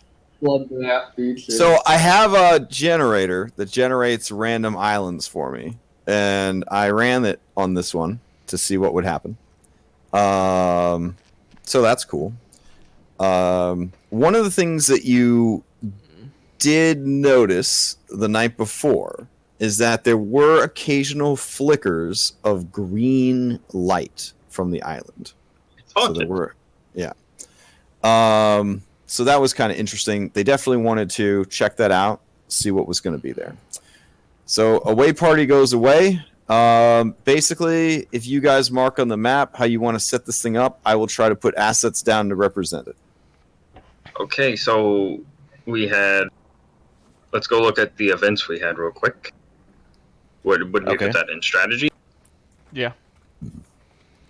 I think you had like a tossing. Yeah, no, we had a lot. Yeah. Throwing. So we had a little like a sumo arena for wrestling. Yep. We had the caber toss. We had tug of war. We had a Tarzan dive, and there's a cliff, so we can use that. And we had a cooking contest with Croup as the head judge. And I think someone said something else. Oh no, that was the last one. You're forgetting my relay, the surf and turf relay. Oh, okay. I thought that was the cooking one. So then, yeah. Then there's the relay. Except nobody's going to dive down and hide something on the ocean floor. So it might need to be something else. Like maybe on the island. All right. Like maybe put it at the top of the cliff over there, and they have to go get it and get back to the big. Sure. So, are you setting up while the away team is checking out the island, or, No, I thought do we you were just gonna- are you just going to wait on the ship for a day for them to come back and tell you how it went? I thought, yeah, because that's probably safer, Okay. Captain. I think that's fine. Yeah. Like I think we probably should wait for them to get back. Because what's the point of sending them if we immediately follow? You know. That's fair. That's fair. Okay. Alrighty. Let's see. 1, 2, 3, 4, 5, 6. Oh, damn. All right. So, you wait for several hours for them to return. It's a small island, so it really shouldn't take that long for them to check out. Let's see. Oof. But they do not return for 8 hours. So now they set out at like 6 a.m. So they return around 2 in the afternoon. They do not have gyoza with them.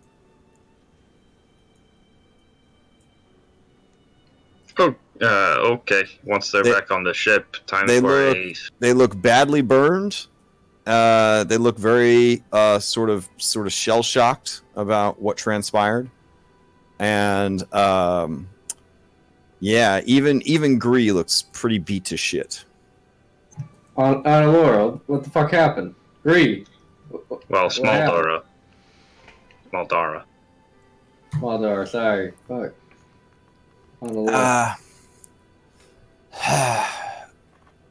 She kind of like looks at you, her eyes big, her face soot stained. Well, there's a big old like chasm in the center of the island. At the bottom of it, there's green lava. There are some green fire elementals that live in the lava. And there are some winged creatures. I would maybe say dragons with only 2 hind legs that seem to breathe that green fire.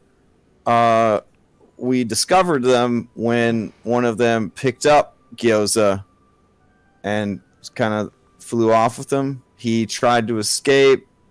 He fell in the lava. There's no more Gyoza. Time to find a new island. Yeah, maybe we should go to a different island. Before we leave, though, Captain, we should pay That being respects said, to Gyoza.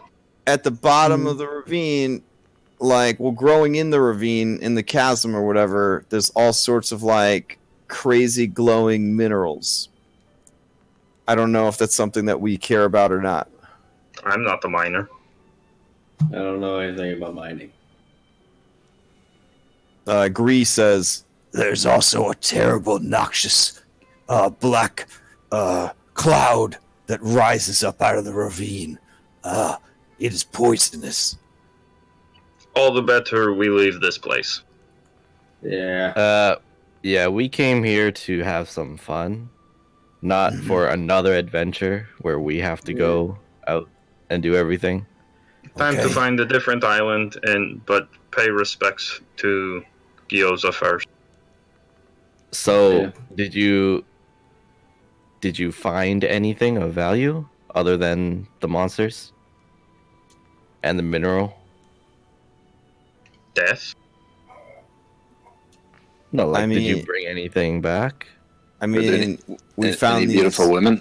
We found these fruit, and Gree's like, Yeah. and he shows you. They found lots of pineapples. Oh, wonderful. Oh, okay. Yummy. Vitamin C for the ship. Well, we got some food, so that's nice, and we can make some festive plates with them. Good job. I'm gonna do try we- to. Oh, sorry. Do we have any, and if it is all right with you, Captain, do we have any spare wooden planks to make a tiny little boat out? I don't know. Probably. If it is all right with you, a send-off would be nice for. And what we would do in the north for a dead comrade is place their body on a boat and light it afire as they sailed to. Yeah, but- Obviously, we don't have his body, Yeah. Okay. but it is still sentiment.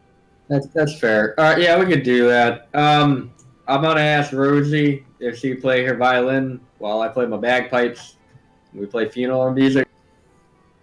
Chikane, do you think you can Sandara do that? is like, Yeah, I'll make the tiny boat. yeah, small Dara's like, he was a Valorian and he worshipped Melora, so we should probably just have a Valorian funeral. Yeah. Well, how do you do that? Well, a long time ago, we used to bury our dead. Oh. Actually, you know what? I don't really want to dish too much on my cultural heritage and its downfall, so yours sounds a lot better. Let's not even talk about what Valorians do to their dead. Let's just go Right. with yours. All right. Perfect. Okay. Okay, that All right. was odd. They use the whole buffalo. A buffalo. Yeah, the whole buffalo. What are you talking about? They Yeah. buried their dead? No, In a buffalo? that was before. Wouldn't burying their dead make them like ripe pickings for necromancers? Yeah. What do you mean? What do you mean by they use the whole buffalo? Like they ate them? Because that's kind of like what Sandara I kinda do. blushes, and she says, "Look, lots of cultures, at least this is my understanding, used to think it was a good idea to bury their dead. Yeah, sure, okay. Then necromancy happened. It was a whole thing. Everybody realized their mistake. Bad idea. Oh, you are afraid they will come back as undead. Well, we have customs for that as well. But Well- seeing how his body has been buried beneath lava, that is not the issue. Okay. Anyways, it's fine. So you guys have a makeshift funeral for Gyoza. R.I.P., buddy. R.I.P. It was just bad luck. It was horrible luck. Yeah, it was horrible luck. Yeah. It was- So yeah, they found no treasure besides pineapples, and someone died. So I'd say it went pretty badly. So But pineapples, though. that's true. They did find some pineapples. So you guys don't get to have your special festival. There's some grousing on the ship. As you're building the little boat, you do hear Brass kind of talking a little shit. This buddy right here, he's talking a little bit of shit. So Brass Thorpe is overheard saying, Yeah, I guess it's a good thing. I guess it's a good thing that Honalor is such a tight ass. Else that could have been me what's swimming in the lava. so. He also is heard saying, Well, you get what you get. You let greed steer you wrong, and shit happens to you. and basically the kind of shit like maybe survivor's guilt driven. Maybe he's just an asshole, but he definitely seems to be have things to say about what happened. So, all right. So you guys load back up the ship. You have a little funeral for Gyoza. You head to the next island over. You ask for another away team. Yeah. This time, I'm Brass is on it. gonna ask Fire Dude if he wants to be the first volunteer. Oof. Yep. Oh, damn. All right. I'm going to roll a balls out check for him. So this will just be a charisma check. Here we go. Balls out check. He's not feeling too balls out. He says, I mean, I wouldn't want to take up a spot of someone else who wants the glory, you see. You can just admit that you're afraid. No it's okay, balls! and then No balls! Oh, yeah. entertain Oh no! volunteers. Leave him. I'm not about to be outdone by no devil, man. and Oh, Gree says, Captain, please, let us try again. Yeah. how does Green? yes, Did we patch them up first? I mean, it's been a long rest. They long rest. So Yeah. I'm gonna put my hand on his big muscly bicep and be like, "You've got this, Greek. Okay. You guys have got this." All right. So, Brass will not let a devil show him up. He is an Ifrit with reportedly a 17-inch cock. I don't know why everybody knows that, but he seems to want to tell everybody. There's been no proof of that, but he claims that it's the truth. And he is going to head out with that, and he's going to claim this island in the name of the Bumbling Bosom. And when he's done with it, it'll be the Burning Bosom. are there any other volunteers or the same group? Same team is going to head out. Do you think they need more than 5 people? I think they need somebody to watch over them. Maybe Well, maybe I was saying, one I mean, more. If I'm going, that means 6, right? Well, Yeah. There you go. Yeah. Okay. Yeah. All right. So, everyone roll a high or low check again to see how that With hundreds? With hundreds. no, with seems- d20s. Ah. This is gonna be so good.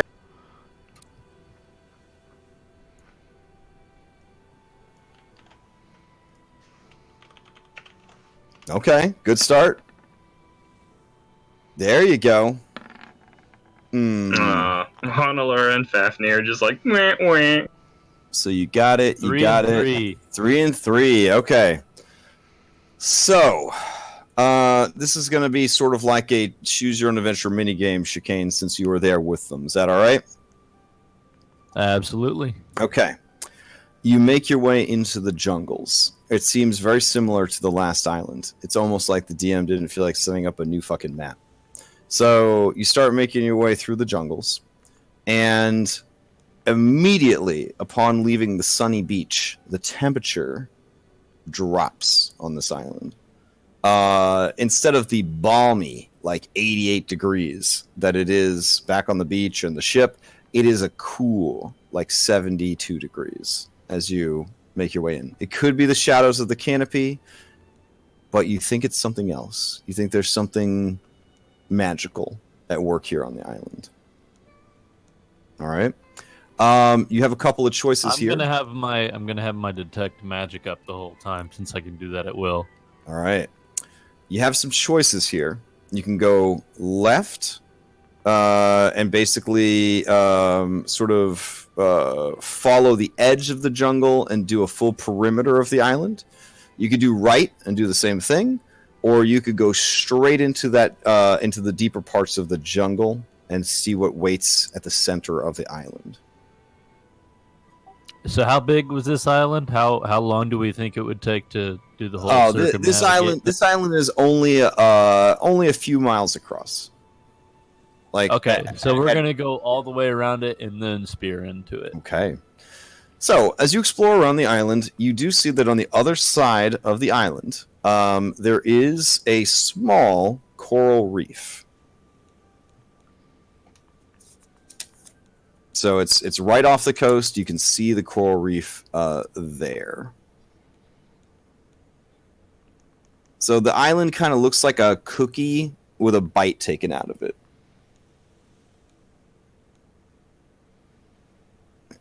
If that makes sense. So it even has like the little tooth marks. So there's all these little indented coves along the one side of the island, similar to where the ship is currently set up like this. There's lots of these little nooks where you could essentially kind of pull in a lot of hidden beaches on that side of the island. Okay, but is it chocolate chip or raisin? It's more like a minty chocolate chip because it's so cool. You know what I'm saying? Ah. Yeah. All right. So the island kind of has like a circular shape with a cookie bite coming out of it. And where the cookie bite is, all along there is sort of more hilly, mountainous area. And it sort of smooths out the rest of the way around the island with the thickest bits of jungle towards the center. You guys docked at the southwest side of the island. You found the reef on the northeast side of the island, almost 180 of where you parked the ship. As you continue making your way along, another interesting thing can be found. You see some marble ruins. They sort of have a Greco-Roman feel to it. It is made out of a strange marble that is an off-white color with a bluish-greenish sort of turquoise band of veins going through it. Okay, obviously we're gonna go over and check those out. Okay. All right. So the best thing you could do here is if you had a Dunduran with stone cunning, they could probably figure this out. But you can attempt a history check if you'd like to see if you could figure out what's going on with that. You could assume that everybody in the group might pool their knowledge, and that would give you advantage on the check.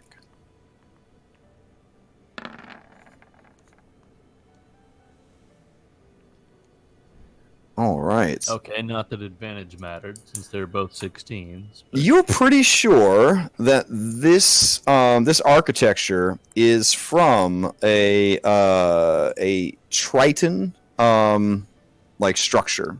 You're not sure why it is up on the beach or how it got here, but that is pretty interesting. You do, as you examine it, kind of looking around, seeing if there's anything cool or valuable. You do find a statue. The statue seems to depict a very muscular, very handsome-looking Triton man.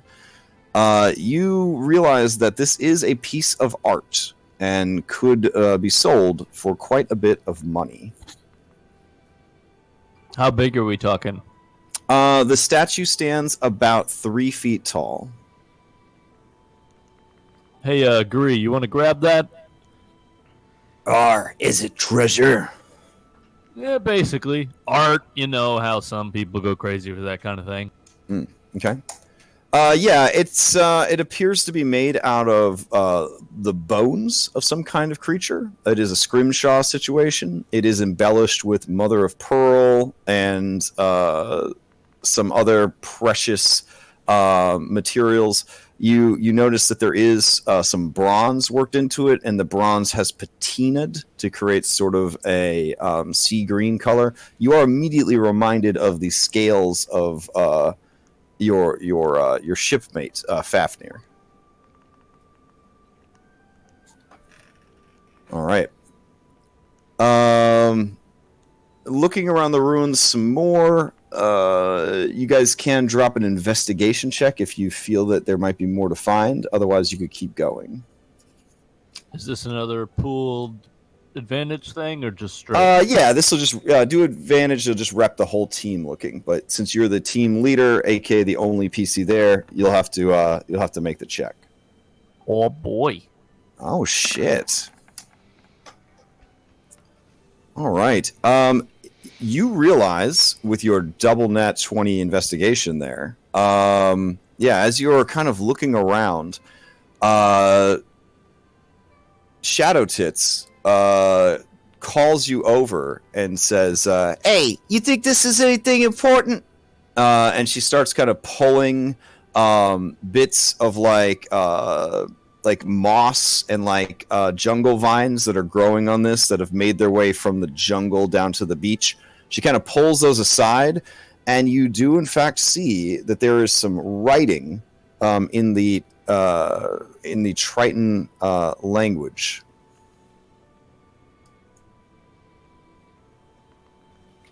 What did Triton speak again?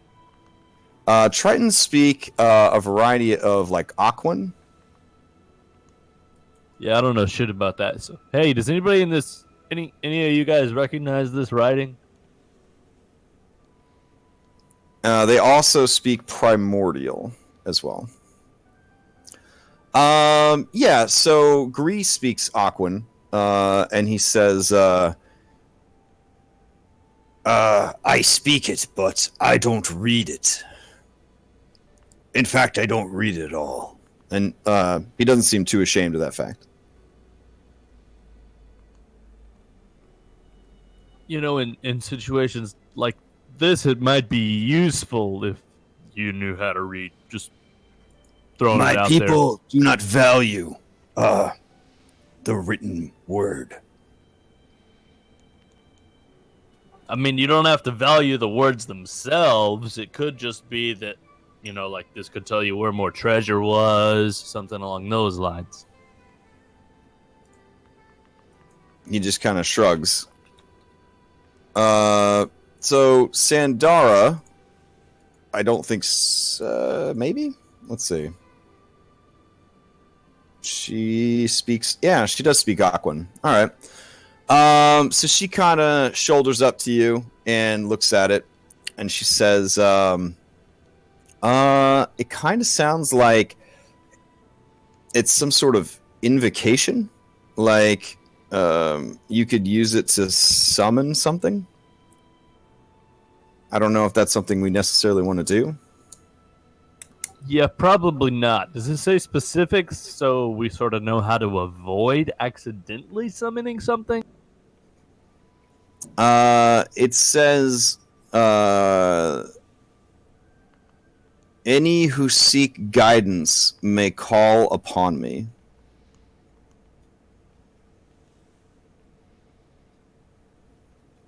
Okay, well, color me curious, but I mean that doesn't help. That doesn't mean I know how to call upon it.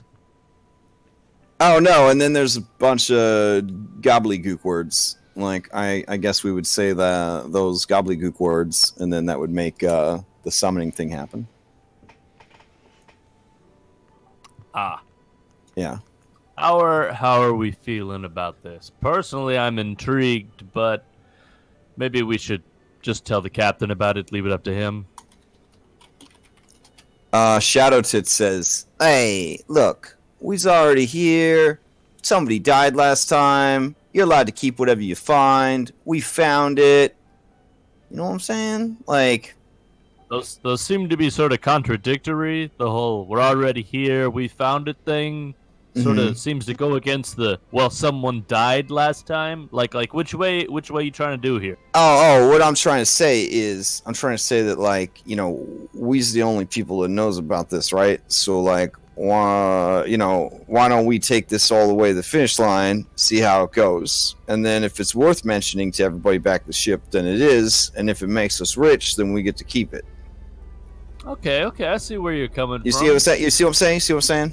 So Small Dara, how difficult would it be to tell Goblin Tits here how to read this invocation thing while we all sort of hid behind a bush and watched? Sandara kind of has a mischievous smile on her face, and she says, I don't think that would work. I think we'd have to read magic to read it. Clarification: read magic? Yeah, like, I mean, I'm saying somebody with magical powers would have to be the one that read it aloud. I don't think like a son bitch. Yeah, I don't think I don't think like a regular person could invoke this. It almost seems like the writing from like a scroll. Okay. So, mechanically speaking, are you talking proficiency in Arcana, or are you talking spellcaster? Yeah, you would have to be a spellcaster. You would have to have some spellcasting ability to make this work. I'm gonna tell them to hide and wait, and if things go bad, sort of just like run away, and then I'm gonna read it. Okay.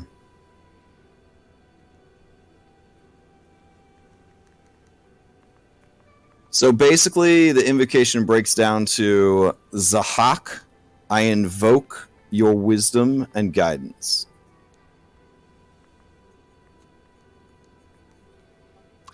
All right, so he sort of psychs himself up for a little bit, like jumping up and down, being like, "You can do this. All right." Mm-hmm. And then Sandara gives you a pat on the butt.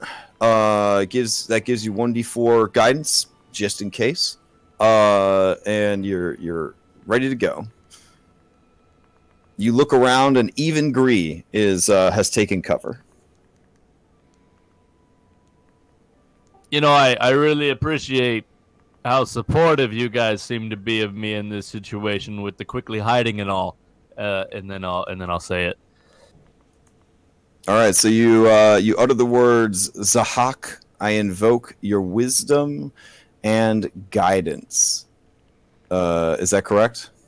Absolutely. Okay. No way this could go wrong. Alrighty. Just a sec.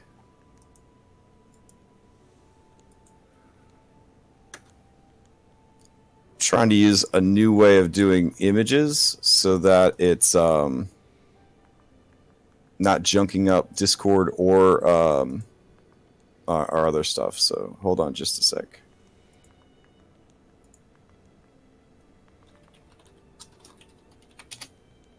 Let's see.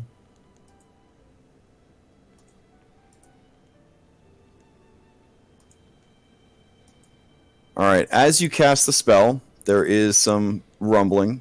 There is some there's a little bit of fear coming from you. The day continues to be clear. The beach is warm. There's a cool breeze coming from the jungle. But you feel that warmth kind of drain away as you are sitting there.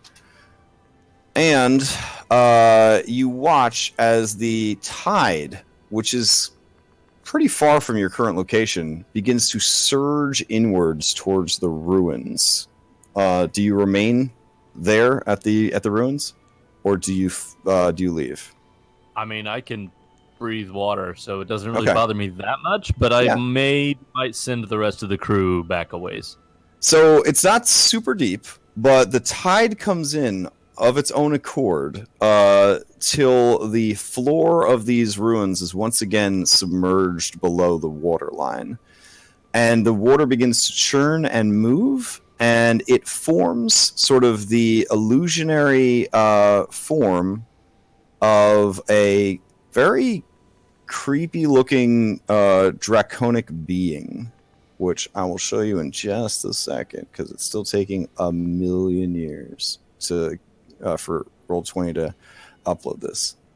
So yeah, so this thing kind of like bubbles forth from the water, and question mark, that it is simply a visual illusion of the creature, and not the actual creature. Like, you can see the beach and the ruins through its form. It has sort of like a holographic sort of feel to it, where it shimmers, and it does seem to be made out of like mist and water that is dragged up from the tide. The creature kind of stretches. It looks about. It sees your companions, and it turns to you. In a deep voice that you hear in your mind, the creature asks you, "Are you the one who called upon me?" I am.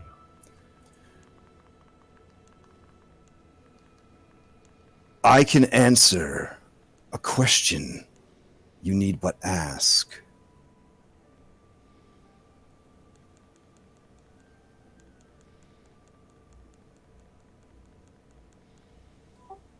Did any of the rest of the crew survive the crash?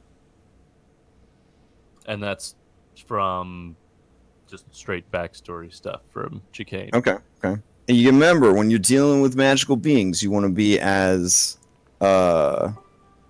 precise. Survive the crash that stranded me on the reef for 5 years. Blah blah blah. Okay. The creature's eyes kind of flash, and it says, Yes, some did, including the one who brought ruin to the crew.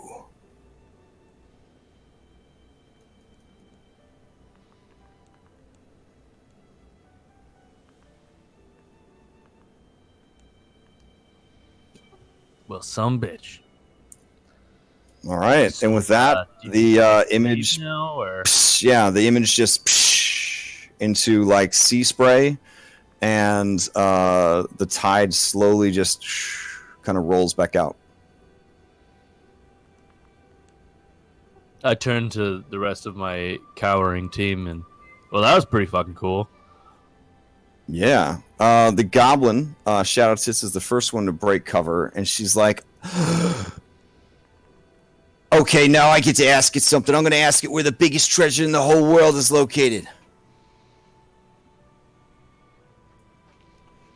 So, can you call it back so we could ask it that?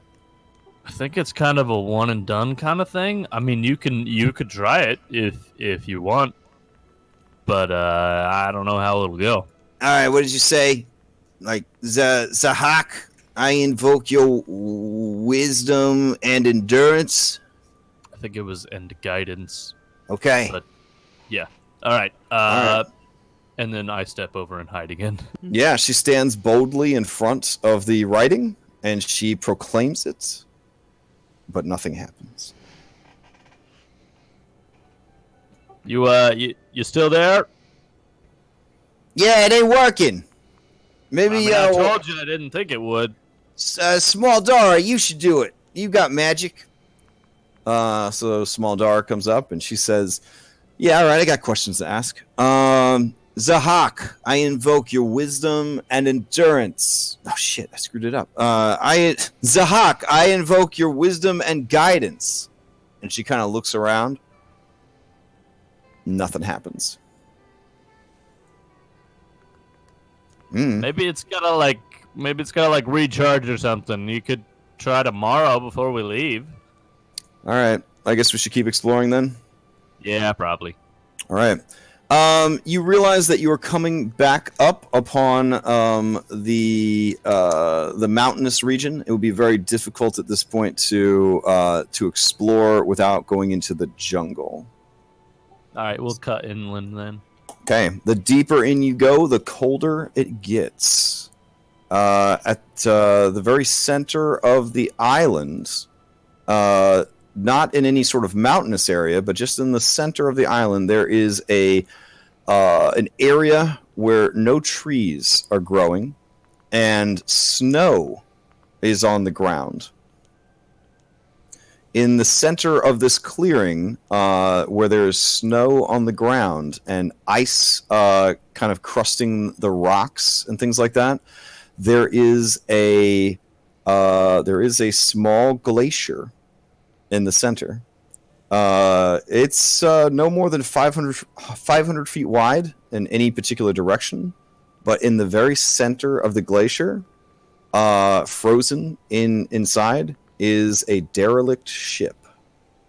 The ship looks very old. Oh, so it's not a small boy with blue tattoos on him? No. Okay. I guess we'll sort of we'll look at the ship, but not like go to the ship yet. Okay. Yeah. So the ship itself. Let's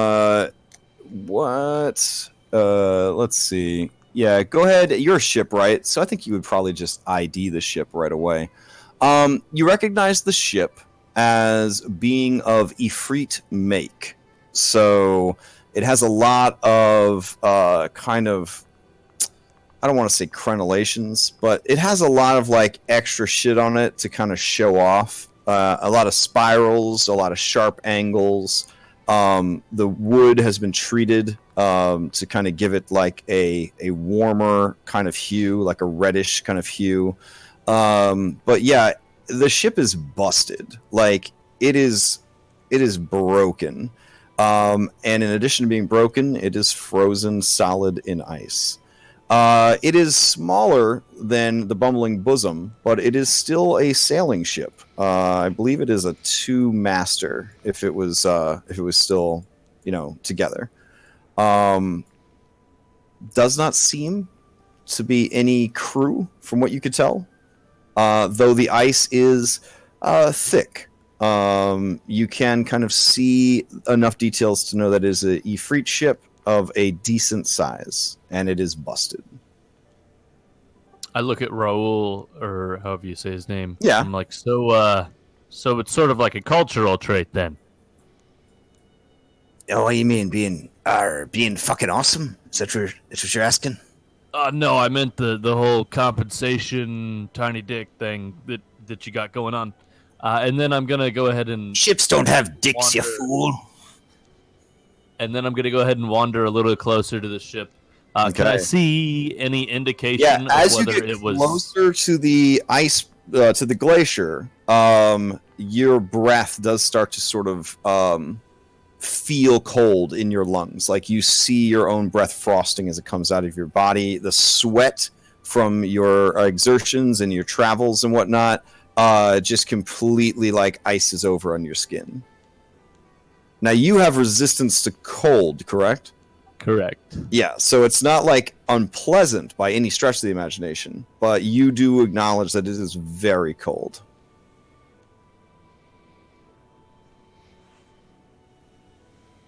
All right, so you do move closer to it. And what is the intention here? I want to move as close to it as I can before the cold becomes too uncomfortable, and see if I pick up any new details. Yeah, you can get right up on it, and you do see that. Yeah, like inside the ship. Now that you're closer, you do see that there are people. There are people frozen in there. Most of them seem to be Ifrits. You do see a couple of sylphs in there as well. This obviously predates the arrival of the Valorians, so you don't see any Valorians in there. But yeah, they do seem to be dressed as mariners, as sailors. Many of them appear to have been frozen solid in a state of fear. Some of them appear to have been frozen after they died. Some of them seem to have been frozen as they were dying or as they were fleeing or just screaming in terror. So like you're pretty sure, flash frozen. You're pretty sure that the contents of the ship might still be in there and they might still be intact. But you are confident. You're confident with your detect magic that the whole process, the ice itself, is magical. All right, team. So here's what's up. Frozen Ifrit ship, frozen Ifrits, frozen sylphs. Possibly unlooted. However, the ice itself is magical. As pirates, we're sort of I'll vote on everything and diplomacy. I'm kind of thinking that maybe going in here is a bad idea, but if I get outvoted, I'll go along with the team. So what are we thinking? They all kind of look at each other, and then the goblin's like, "Wait, are you saying you want to try to get into that?" I'm saying I don't. No, we're not. No. No. Glad we're on the same page here. All right, I think this is probably going to be the biggest crazy thing on the island. Want to go ahead and go back then? Yeah, they all agree to go back.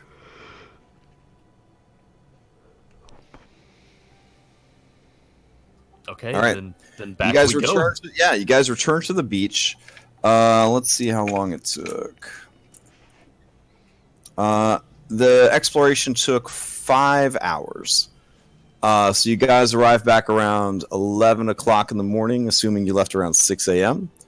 The whole journey did end up being a little bit more arduous than you thought, to kind of reflect the overall just bad luck of the rolls there. So everyone is a bit worn out from the excursion. It could be from the magical cold near the center of the island, but everyone returns. I'll say except Chicane, who has a resistance to cold. Everybody returns with one level of exhaustion from their efforts. All right, I'll find Bubbles. Okay. And fill him in on what's going on. So we walked around the whole island, Cap. Nothing too much to be concerned about. We found this weird shrine thing. Oh yeah, hey Gree, bring that statue over here, and then I'll turn back to the captain. If you didn't know any better, you would assume it's like a statue of like what, Jason Momoa or whatever, who Aquaman. It's just this super ripped diesel looking Triton. Hands on his hips, just wearing a pair of jockeys, looking super epic and heroic. Okay, so who's that guy? Well, I think it's pronounced Jason Momoa. I don't know, some sort of Triton hero, I believe. Well, we found him in these Triton ruins, and then there was this writing about invoking this guy and wisdom and guidance, and I did that, and he said that people from whatever, it doesn't matter. The point is, nothing bad happened at that spot. We moved on. There was this giant frozen ship in the middle of the island. Well, the ship wasn't frozen, but the ship wasn't giant, but the frozen part was giant. Okay, okay. Ice. Okay, hold up. So it's 87 degrees right now, right? Yeah, that would. I'm willing to believe. I'm willing to believe that you meant Rocky Balboa, but it's 87 degrees. How's their ice? How's that boat frozen? So you can accept that there's a weird sea dragon summoned creature thing that I talked to. Look, I've talked to plenty of monsters. It happens a lot. But you can't believe in magical ice. I believe in magical ice, but wouldn't the magical ice just melt in the 87 degree temperature? Well, no, that's why it's magical, Captain. Ice. I mean, regular ice, sure, probably. I mean, yeah, definitely. But magical ice? I don't know. It's magical. That's true, isn't Yeah, it? Captain. Don't you remember, like, 5 months ago when we were on Dungar's ship and I had that really cool ice? I That mean, didn't- that magic, wouldn't like, melt. Yeah, I like remember we can that. shoot The one- fireballs underwater. Why? the one- Why is magical ice not melting? Yeah. It's hard to understand. Look, I'm just saying. Last time I saw magical ice, it was correct. It was 5 months ago, and then God told us not to use it anymore, so we stopped using Mm-hmm. Yeah, I ran out of that quick. Wait, God told you not to use. It's a long story, it's a long story. Whatever. Point is, magical ice, frozen to free ship, probably unlooted. However, we weren't super comfortable disturbing it in case, we got, like, super frozen, like the people on the ship got super frozen. So we just came back. I don't think it's anything that's going to affect us all the way out here, although it does make the beach a little more comfy. You said something about the weird dragon god? Yeah, it's this weird, like, sea eel dragon creature thing. Interesting. So, like I invoked it or something. I called on him, and this, like, projection from the tide came over, and he was like, "I will answer one question," and then I asked him a question, and then he answered it, and then he left, and then it didn't work anymore. What was the question? Did you find out where good treasure was? Yeah, he said, "Fuck off." I thought he said he would answer your question. Yeah, What the a fuck bastard. Well, say maybe he did say he would answer a question, but he didn't say how. Man, what god is this? We gotta Well, we remember don't know. this. We don't know it's a god. We I just don't know know. that It's it's got weird, something some to do weird with- sea dragon eel It's thing. got something to do with the Tritons. Did he have a name? Yeah. Yeah, it was Rocky Balboa. Or... No, I thought this was that was the statue. The guy that showed up, he was different.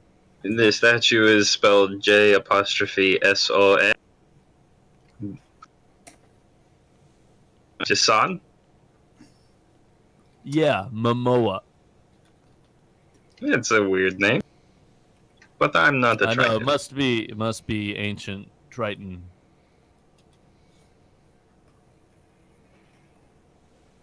What was the thing's name again? It started with a Z, but I don't remember. No, it's Jason Momoa. The draconic creature was Zahuk or Zahak.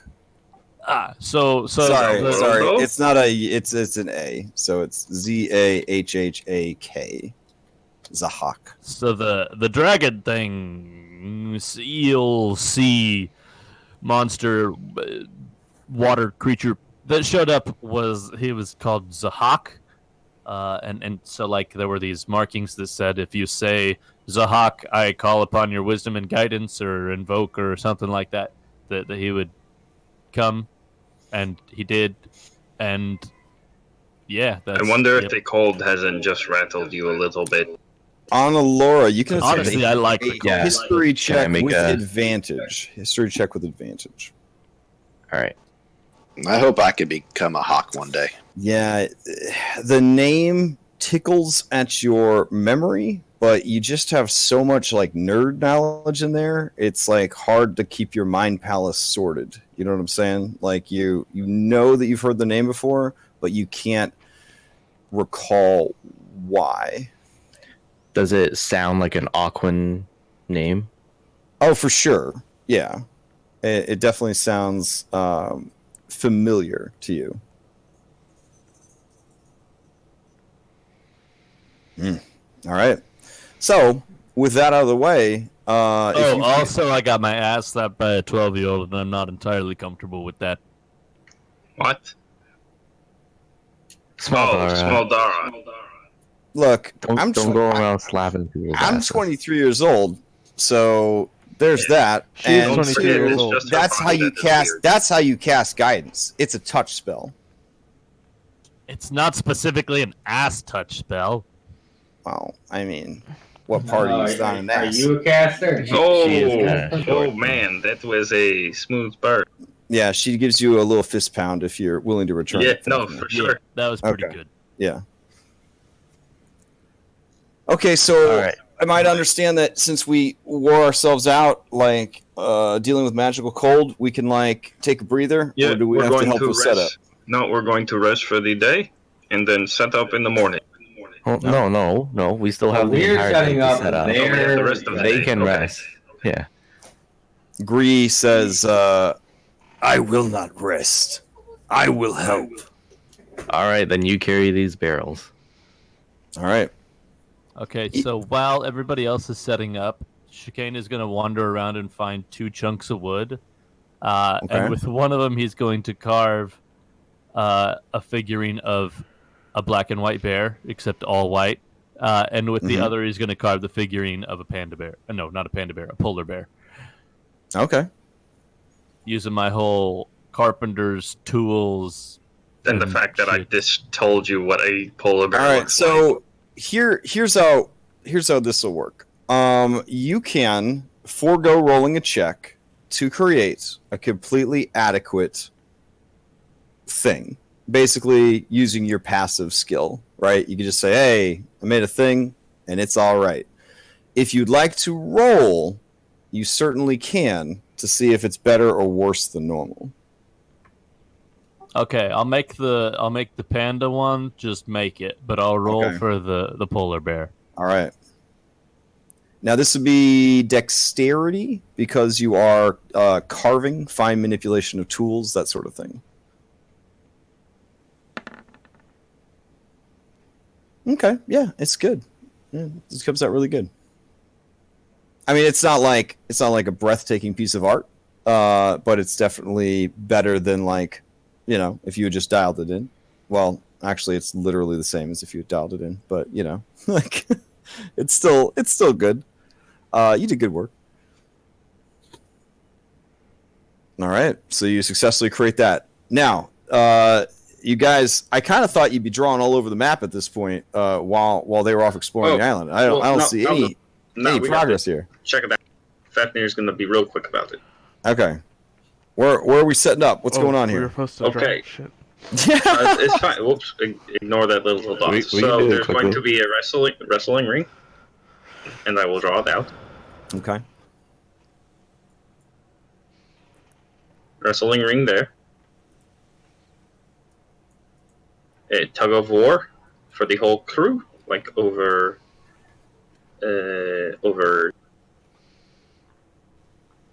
whole crew tug of war. Just pretend it's whole crew. Rope.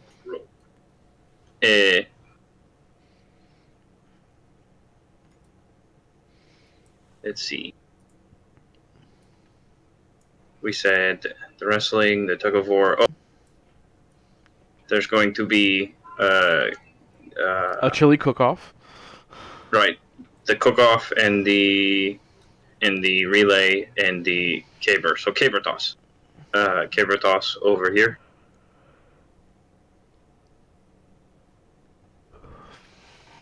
Okay. It's less about distance and more if you can actually flip the frickin' tree.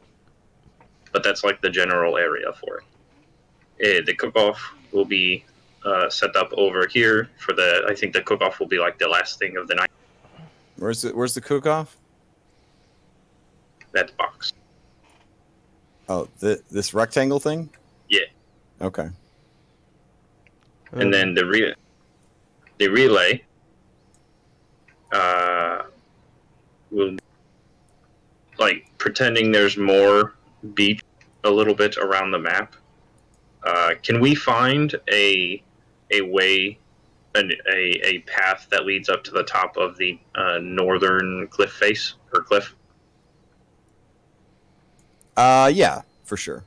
So then at the top of the cliff, at the top of the northern cliff, is going to be the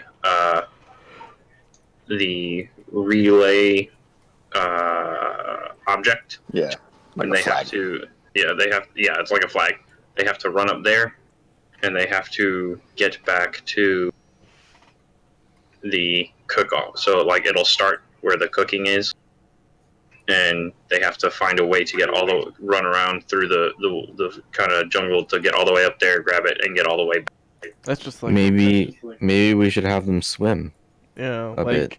I don't know, Like, like they swim to the boat and then you they wanna- climb up the crow's you- nest. I was like, are you gonna do that, or are you gonna do the diving contest? Well, no, You could I'm do- thinking the relay can end with getting to the crow's nest, and whoever gets there first wins Okay, with the so flag. they Whereas start on the the beach, cliff can be run used up, for the jump diving. off the. So Oh, then do we okay, have so- them, have them okay. spin around in circles right here, like you do at the beginning of a pinata thing, and then they can just sort of like run back and Yeah. forth. Well, no. You don't. No, that's getting complicated. all right, here's like it's So- relay race, right? Look, So I'm- you yeah. start on the beach, you run. There's a group that Run, swims, swim to and then the there's a ship. group that climbs. So they'll Okay, have, so why don't beach you run. why don't you guys draw with the 3 different colors? If there's 3 different parts of the relay, just a line, like an arrow line to each location. Okay, and then someone X get rid will of someone pass get rid of up. that light blue circle. Then All right. nonsense. Okay. Okay, so relay will start. We'll use the big blue circle as the start area. Okay. Oh, or it's gone. That's fine. All right. Here you go. No, it's fine. No, I got it. Oh, okay. I was going to draw it right there, but that's cool. We'll start there, Okay. and then they get to the water. Uh-huh. I mean, that's not very far. Do we think maybe we should Not start just like, Yeah, wait. you just use the Theater of Go the down mind the that part. beach. Yeah, you- So you're gonna have them run 60 feet? I would say longer. It's just that's representing like Yeah. It's, that's just a it's- representation. It's just Okay. it's just a rough draft. And then they have to climb the mountain? No, Is the that boat. No. We're skipping that part. Hold on. Oh, okay. So the beach runners run to the water line and tag Uh-huh. a guy, and then they swim to the ship and they Okay. tag a guy. And then on the ship, They climb to the crow's nest. Okay. Nope, that's that too works. Well, like, they got to climb up the boat and then from the boat to the crow's yeah, nest. and then they got to climb up the boat and climb to the mast, the crow's nest, and grab the. All right. Sounds legit. Is it the first one to get the flag, or do they have to like bring it back somewhere? No, it'll be a team thing, so it's the first one to get the flag. Top of the crow's nest. Or the first one to raise a flag. Well, no, because there's only one crow's nest. Oh, no, they could have like Each team have- colors, yeah. and then they could put it up there. Yeah. Oh, that could Yeah. be the baton. Yeah, so the first. Oh, they got to pass the Yeah, flag that's and then passing run their it up. flag. I got you. That's cool. There we go. There we That's go. cool. Okay. And then the diving contest, if we still want to have that, we can actually have off of the cliff. Off Yeah, the cliff okay. face into the water. Gotcha. Before we do that, we should probably check and make sure that you won't just like die if you. Oh, yeah, no. Obviously, we're going to check that first. Yeah, make sure it's like a cliff that's not over spiky rocks. Yeah, like have the boat ready to pick up people who are like drowning and stuff Yeah, like we'll that. have the jolly boat kind of off to the side, ready to pick up. Yeah, and we'll have donuts in it Contestants. to throw to them. Got it. Yeah, we'll use Fafnir's donuts. Okay. Uh, Do you want them to but- maybe start the race inside the jungle? So they have a to, little like, ways into the jungle. That way they have to avoid navigate stuff? out. Yeah, okay. Got it. Yeah, we could put like logs so they have to duck and weave. Well, no, we're not gonna try and kill them in the jungle. No, it's just a log, so they The jungle jump. is gonna be enough for them to. Yeah, have to you could fight use the through same to get- logs that you had to gather for your caber toss. Yeah. I mean, Stop. in that case, we might want to move the caper toss over. Like, Well, no, because we're not gonna do it at the same time. Yeah, the So like relay those would won't. be Yeah, the the main relay. event. The relay will probably be the last thing before the cooking contest. Where are we putting the flaming hoops we have to jump through? There's Oh, no are there gonna be hoops. flaming hoops? There's no flaming hoops. We could put it along the beach. Yay! We could put like hurdles though. You know what, I'm A just- musical competition. I don't think there was one. What I competition? mean, we can have one, but A dancing one. Well, Oh, yeah, talent You show. are the dancing queen. We can And then- have. So while everyone after the cooking contest, when everyone's eating and banquet, we could have the talent show. So anyone Yeah, that like, wants to perform. Like a Can perform. marksmanship contest too. Well, I mean, I'm pretty sure that's a very you should.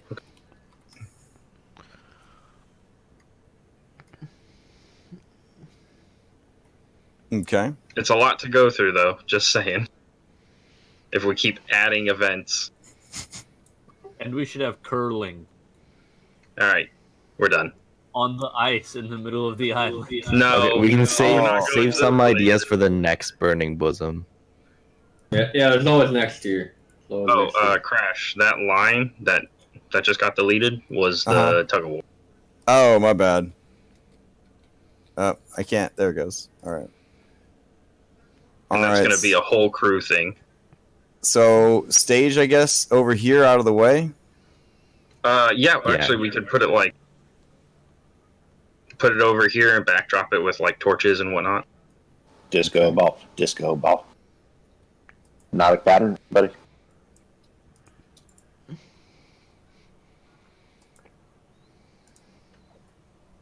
All right. Sounds great. I like how it inverted it the wrong way. Yeah. Thanks, Roll20. No problem. All right, cool. It's okay. All of your All right. passwords and usernames. I know, yeah, thanks. I only have to check my bank all the time to make sure that I'm not being robbed. Thank you, Roll20.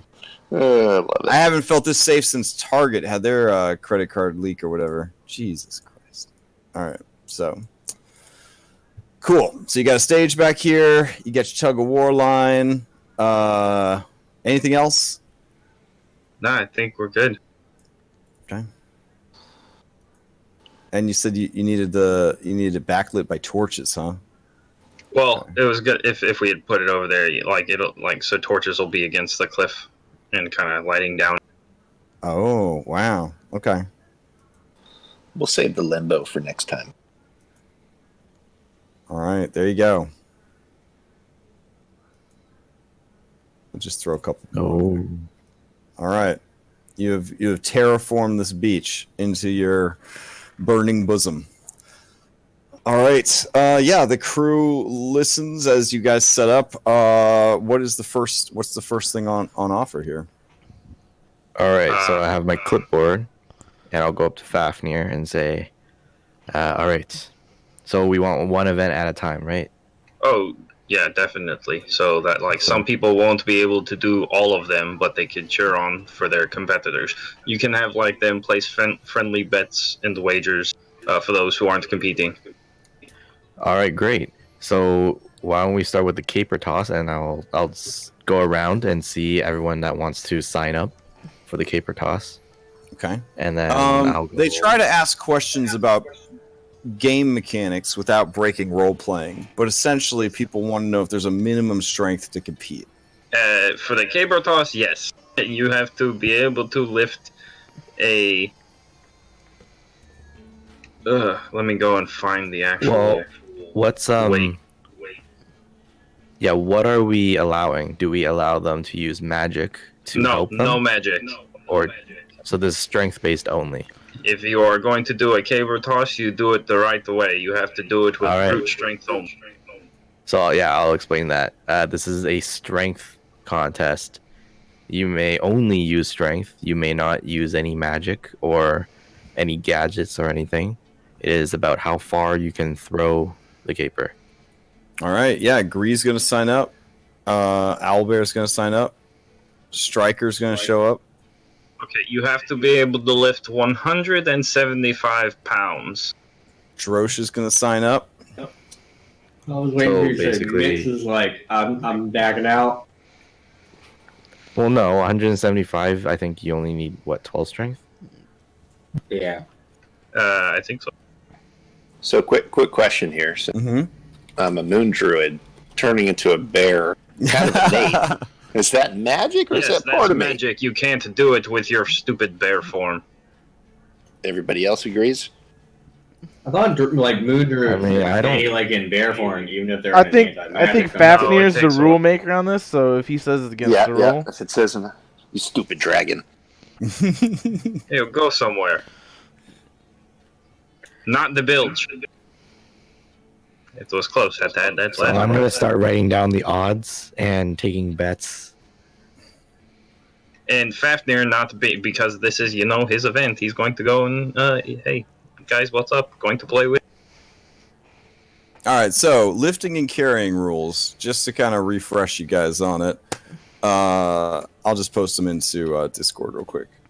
But essentially, lifting and carrying is your strength score multiplied by 15. Yep. Yep.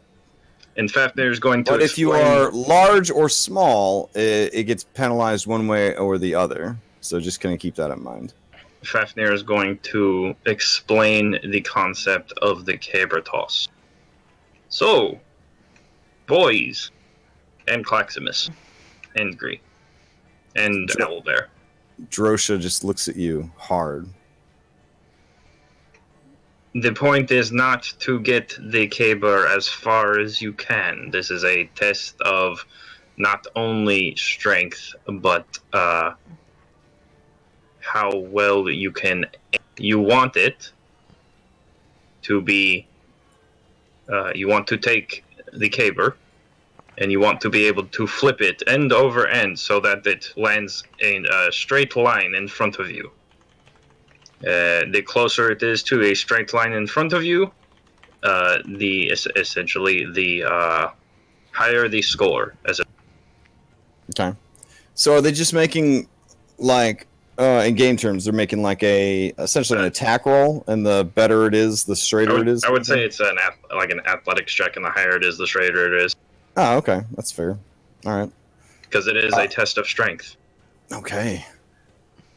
Well... Because you do have to be able to flip it, and some people can't.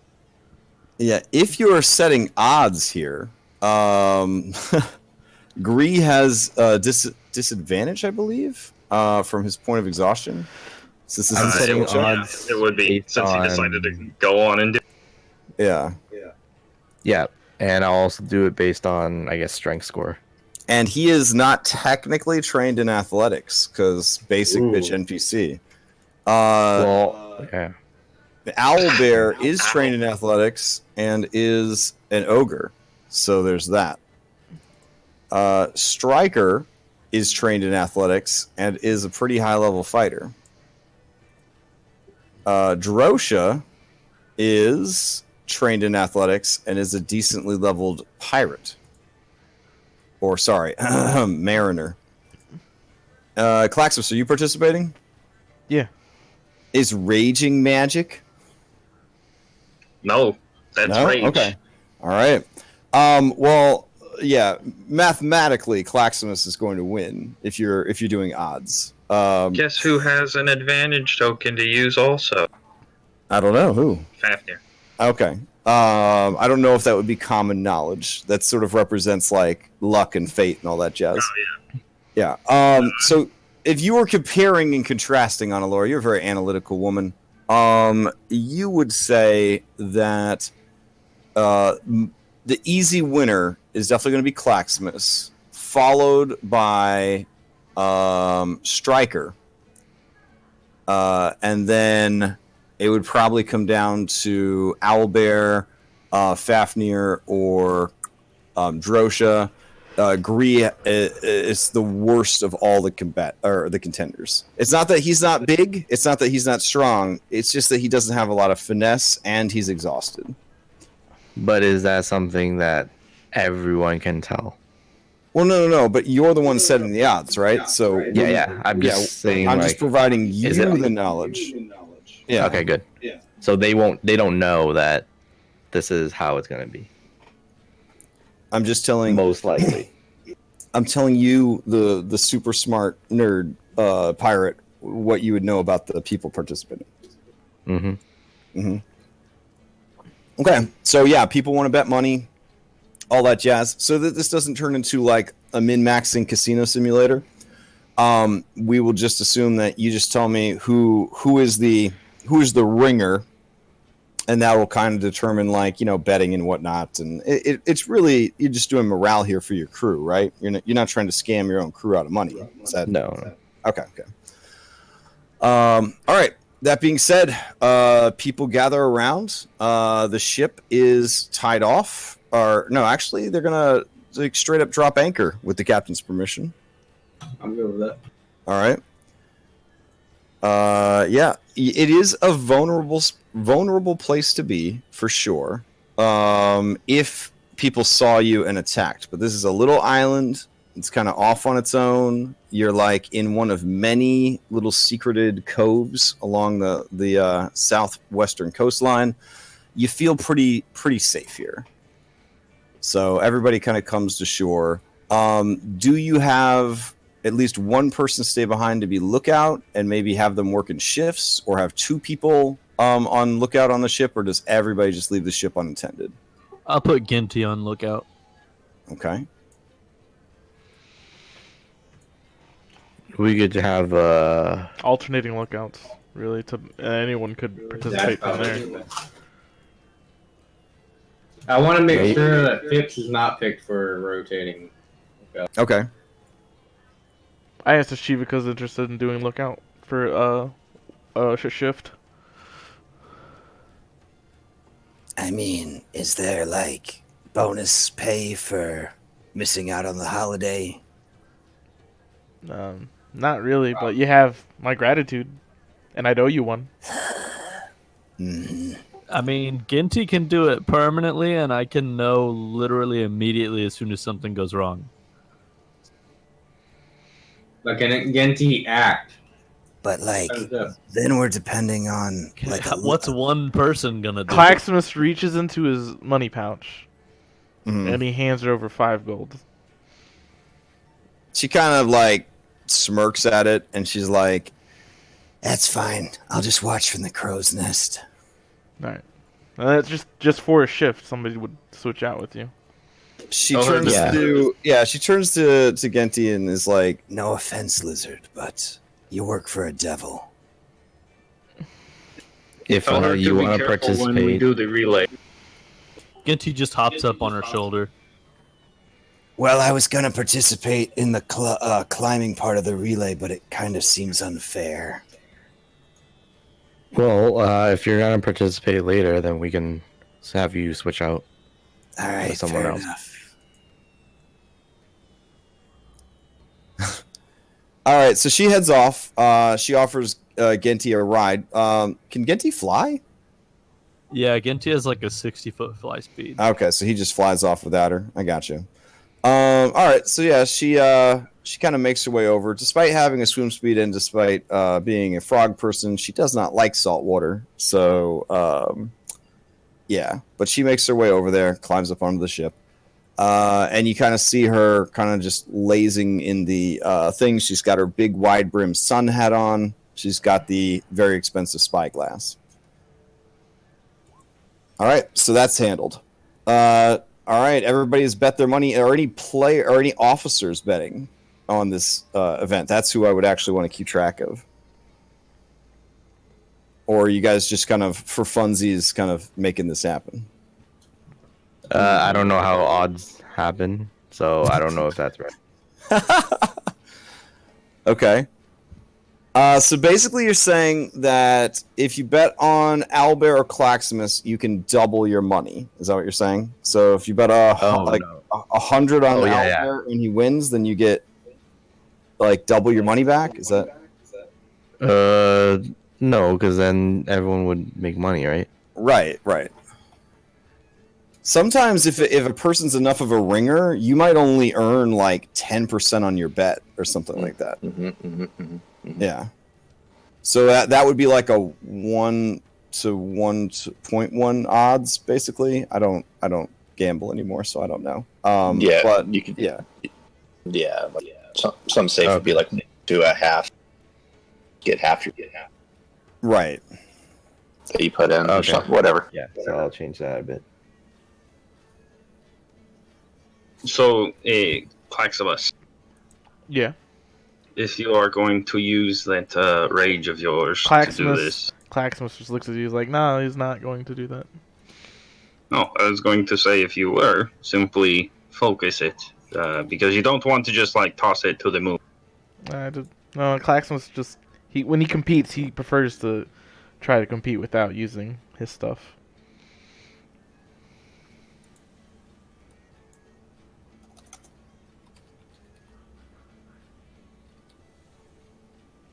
All right. So,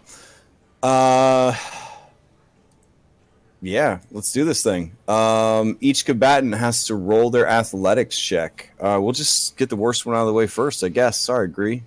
Gree is going to go ahead and roll. This is just a straight strength check with disadvantage.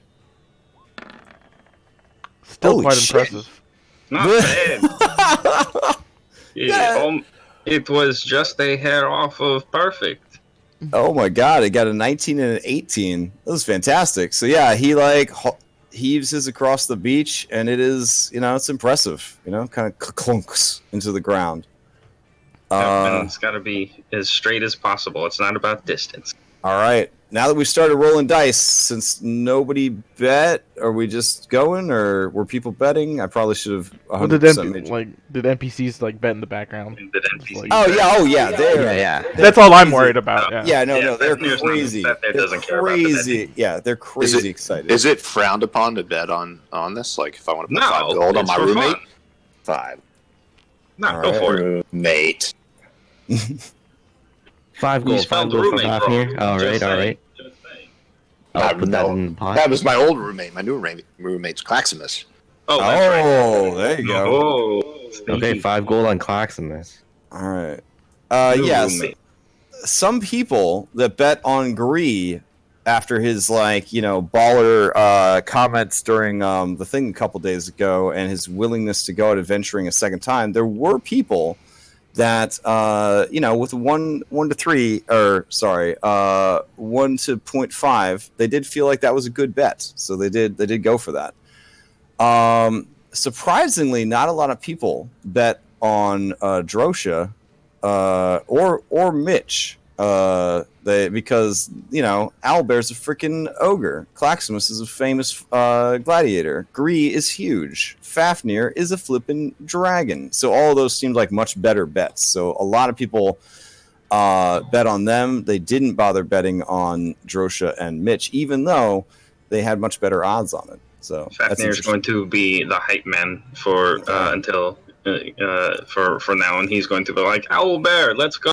All right, Gree goes and he show takes him a what seat. you got. Maybe it was a friendship born of their adventures. But Shadow Tits runs over and sits down next to him, and he kind of lazily puts a massive hand on her. Just and like, yeah, and she kind of snugs in next to him as they watch the next competitor. Who's up next? Owlbear. Owlbear. All right, Owlbear is going to go up. He's going to spit into his hands. Very disgusting, thick loogies appear in his hands. He kind of rubs them together. Hoot! Hoot! He takes his lucky, poopy feathers that he keeps as mementos, and he gives them a lucky kiss, and accidentally eats a couple of them, and he puts them away. He grabs the wood, and he picks it up, and he's going for it. Here we go. Ooh. Yeah, so Owlbear throws his, straight up in the air, and it goes really high, but then it just sort of comes down and lands perfectly, straight up, maybe only, 15 feet away from him. Oh, it's standing up. But it went so high, and he was clapping, and he's pointing up at the sky, and he's showing everybody, look how high he threw it. And when it comes back down, he just lets out a childish squeal of laughter when his stick comes back down. Everybody, give it up for Owlbear. Yeah, and some people clap. Yeah, and some people are really upset because they just lost a lot of money. So it just went up and then just impaled into the ground. That was As I look at all the names that I wrote down. Bubbles, Citrine leans over to you, Bubbles, and says, "It serves them right. Why would you bet for an ogre? They're retarded." Yeah, but they're also super strong. I guess he could have accidentally thrown it the right way, but okay. Give it up for Langhorn Striker Mick. all right. Langhorn punches the air a little bit, does a little bit of pugilism, kind of nods at everybody, moves his toothpick to the other side of his mouth. Make sure you don't hit yourself in the face with that toothpick and the pole. It will hurt. I've seen it happen. Yeah, he points at you and he says, "Oh, that's some good advice." And he takes the toothpick out and he takes a little silver box and he puts the toothpick back in the silver box and he tucks the silver box back into his vest. All right. He selects a log and he kind of spins in a circle and then releases the log. 20. Pretty good. Not as good as Gree. Holy shit. All right. So let me mark his log since that's pretty close to Gree's. We'll put it like right next to Gree's log. All right. Who's up next? Of course, it's Drosha. I saw you give me that nasty look, but I expect you're stronger than that. All right. So she heads over and she selects a log. All right. No nonsense. She picks it up. She walks over and she chucks it. Oh, there you Holy go. shit! Shit. Nice. All right. Everyone just screams out loud. Arr! As she just throws this thing so far with such precision. And she was the lowest to bet on. Yeah, and you see a lot of people just kind of weeping as they think about the money that they've just lost. There's no way to come back from this one. They all look over at Owlbear, just shake their heads in disgust. They look at Gree, and they look at her, and Gree just kind of chuckles, and he says, "It's more than just strength." That was very impressive, Drosha. He's right. Sometimes it's 5% luck. 7% skill. All right. Yeah. Wow. Okay. So, who's up next? Claximus, would you like to go, or would you like me to go? I'll I was go. going to go last since You can I'm the go one last. who. You can go Okay. Maximus picks it up and he heaves and he hoes. Well, doesn't hold on. I'm gonna Hold on. get rid of. Doesn't Claximus have the most people betting on him? Oh, definitely. 100%. Then, Has the most then people. shouldn't the person with the most No, go it's last? whoever wants to go. I want to And go. also, Fafnir's the hype man. Everyone give it up for your main man, the Claximus. Claximus throws it. Aww. So He just grabs it and Claximus, chucks it. maybe you're throwing it because you owe the Mafia, aka Onalora, some money. I don't know what your motivation for this is, but I'm assuming that you maybe wanted to make Owlbear feel better about all this. Yeah. You managed to throw your log straight up in the air, and it lands right on top of his log.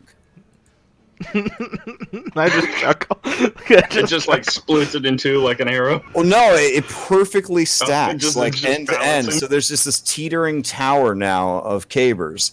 And when you do, the look of delight on his face is almost Nintendo 64 kid happy.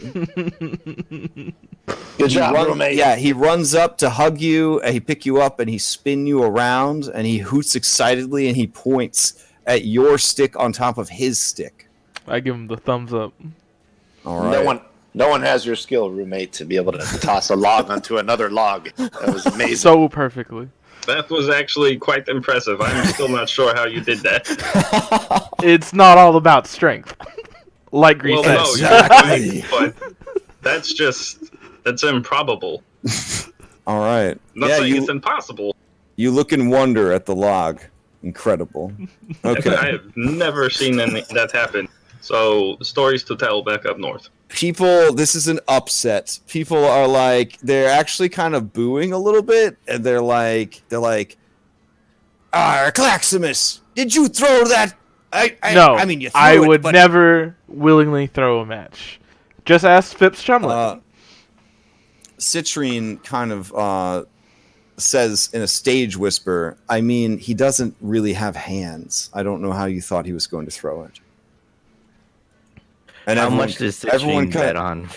everyone gets kind of quiet, and they're just like, that's true. He's got them little tiny hands. Yeah. How could he have possibly thrown it? Yeah. Okay.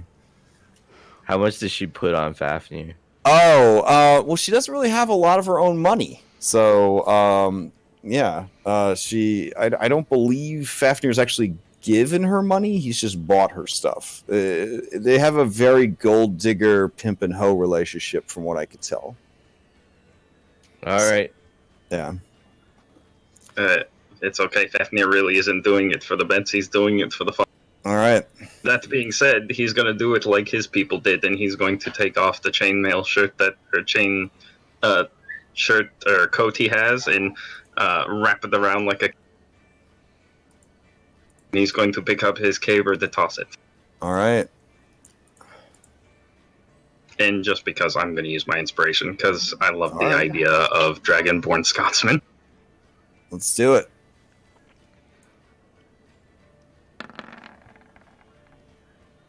Oof. Not great.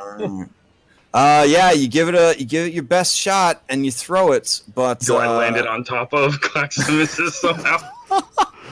I think it would be pretty cool if you did. Over.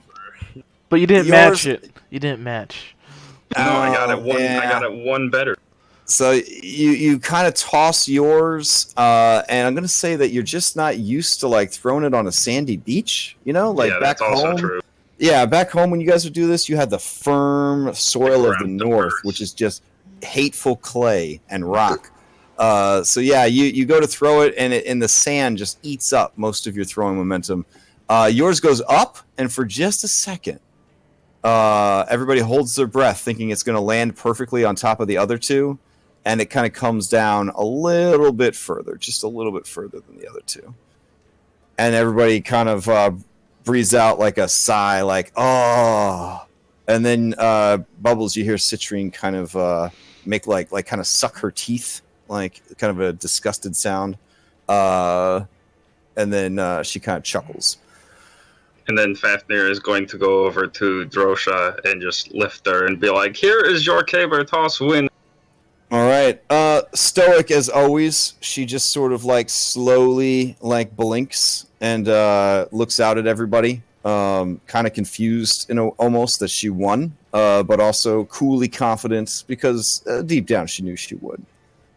And then he puts her down and gives a very hearty slap on the back. Good job. Yeah, there was a lot of cheering, and yeah, this has definitely helped morale. Everybody is really excited. They kind of groused a little bit, the ones that lost money, but the few that took the long odds on Striker and on Drosha, yeah, they feel really good about like what they did, and so yeah, they eagerly collect their winnings.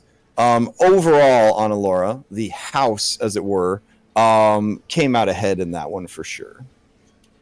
Come, let us move on to the next event. All right. So what are you putting these folks through next? What do you think on the Laura? Wrestling next? It is right next to it, and I'm feeling quite up for the good wrestle. I got rules too. I got rules for wrestling. Yeah, let's see what the rules are. So let's get everyone to pay attention to the rules of the wrestle.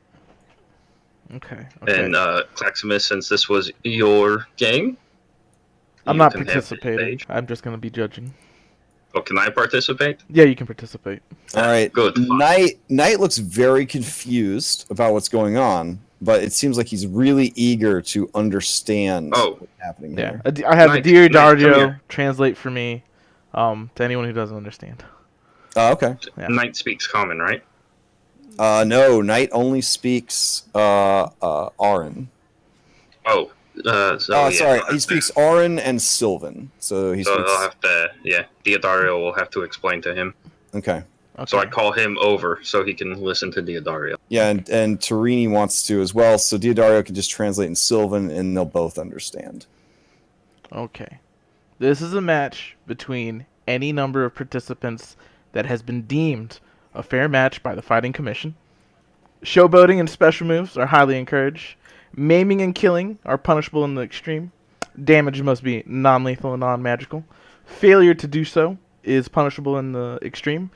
This is purely a test of strength, dexterity, and physical skill. So no magic.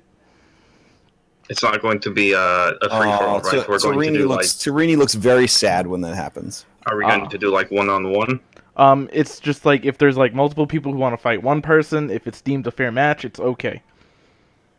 Okay, yeah. So right, it's not we're like a doing the tournament. whole. No. So it's just going to be like good fun. Yeah, good fun like wrestling. But Yeah, also so you can challenge for those anyone. For anyone who's not fighting, still place your bets if you want. And then here are some other rules. Wait, Citrine speaks up. Are weapons allowed? I didn't catch that part. No, we're not done. We're not done. So no magic, no weapons. Yeah, it's just your physical skill. Well, now hold on though. We could mix it up a little, do wrestling and do duel. Weapons that get thrown in to the ring will be allowed if it's done by the fighting commission, and all damage must still be non-lethal. So, but yeah, so just but also, if someone wants to just have a one-on-one duel, like a fun duel, that should be fine. That's fine too. Yeah. All right. So Yeah, if you tap out, you are out, and then Claxmus like explains what a tap is. So when you like tap 3 times, you're out. Failure to respect the tap is failure to respect Claximus, and then I will punch you in the face. If your opponent gets knocked out, the fight is over. You are to cease violence. Failure to cease violence is failure to respect Claximus, and he will punch you in the face. If you are prone and then grappled and remain so for 3 rounds straight, you lose the match. Both parties are to cease violence. Failure to do so is failure to respect me and punch you in the face. Cheating is auto disqualification. You get punched in the face. No. I will treat it as you just spit me in the face, and then I will just rage and then beat your nether region.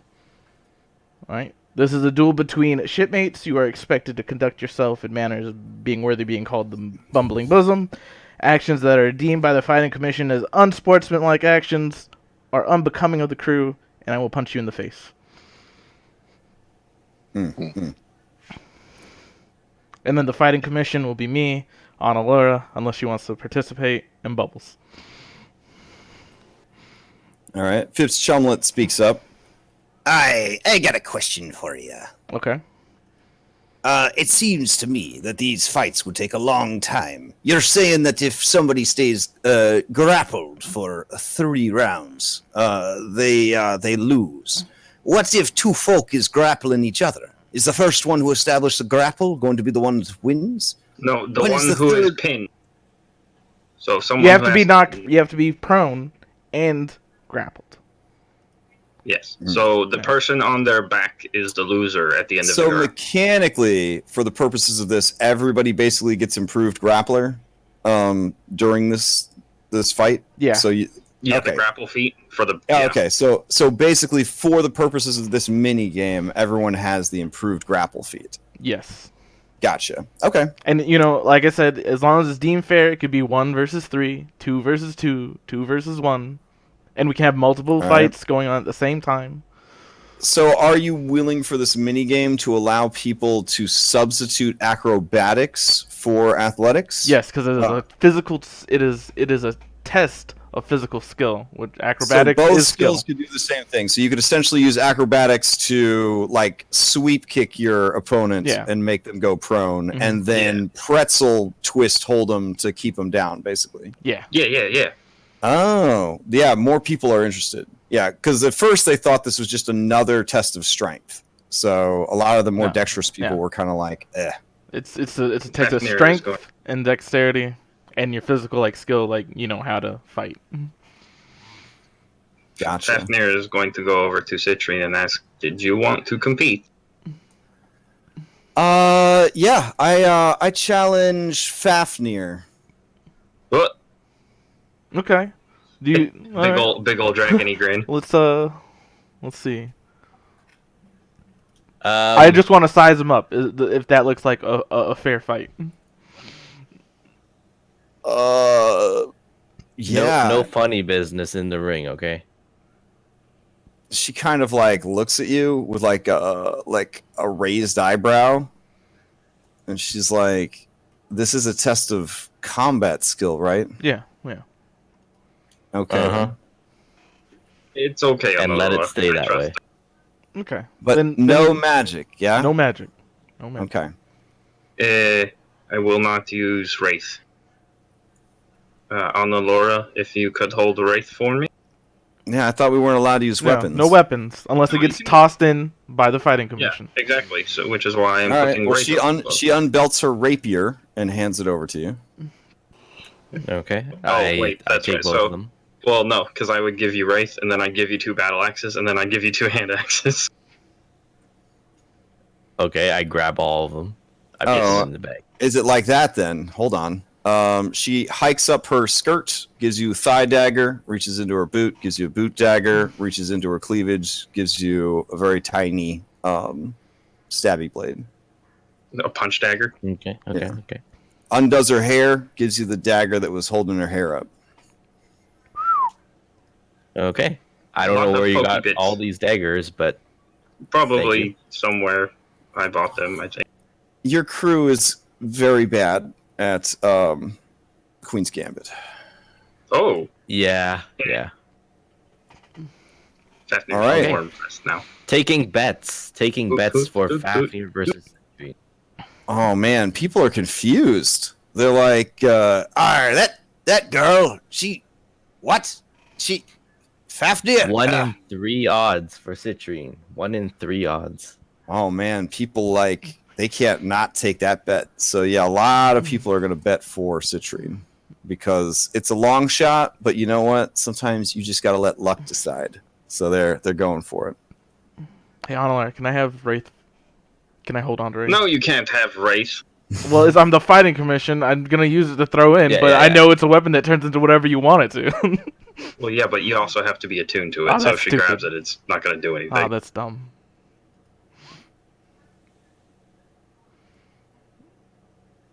All right. Also, it's considered magic, so you can't use that. Oh yeah, I put 2 gold on Fafnir.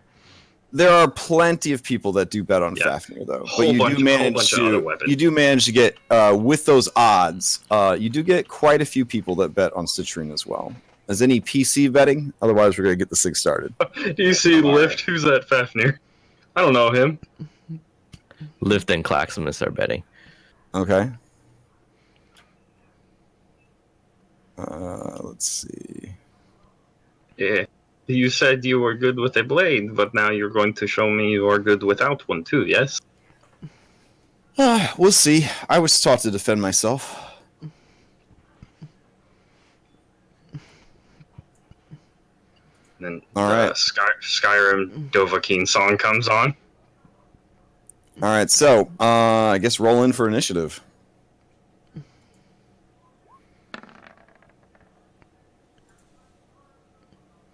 Just a little faster. Okay, so you guys square off, and right away, she kind of comes in low and basically tries to go for your legs. So this will just be a acrobatics check because she don't got no strength to write home about. And I'm rolling athletics. Yep, you'd roll athletics. Oof. All right. So she goes to kind of sweep your legs. It is like she has kind of hit some tree trunks there. She kind of kicks against your shins, and there is no response. She kind of quickly brings her foot back and stands up in a very strange defensive posture. He's like a piece of iron. And then she's going to 5e shuffle over here just to keep it interesting. Everybody kind of chuckles because this woman, in the short time that she's been with you, has a reputation of being a bit stuck up. Some people even go as far as to call her the princess. So yeah. All right, you're up, Fafnir. Fafnir's gonna duck low for almost like a bit of a tackle. Okay. Holy shit. She goes to move out of the way, but you just hit her like a fucking linebacker and just. I do it specifically not to like completely train wreck. All right.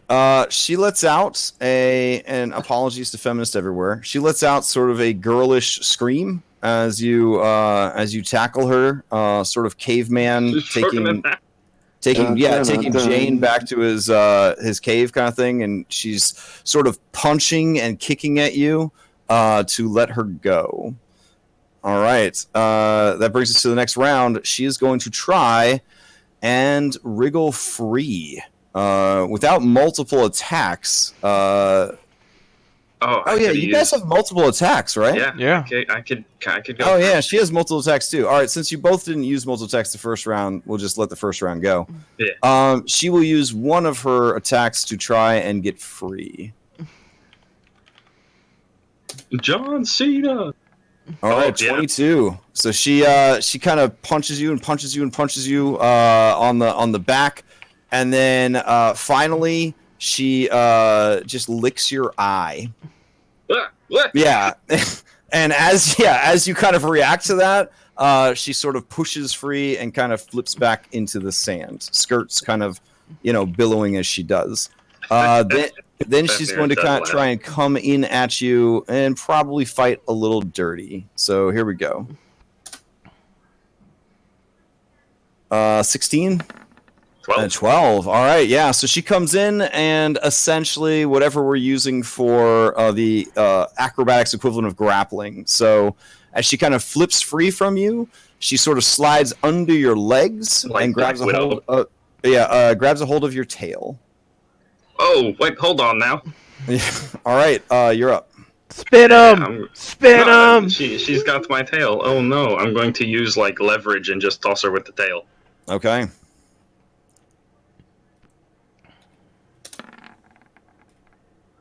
Yeah, so you take your tail and you just swing it up over your head, and she is caught so off guard that you just kind of bring it down, and it is sort of a good douche, and sand goes flying everywhere, and everyone laughs and cheers. You have a second attack? Yep, in for the pin.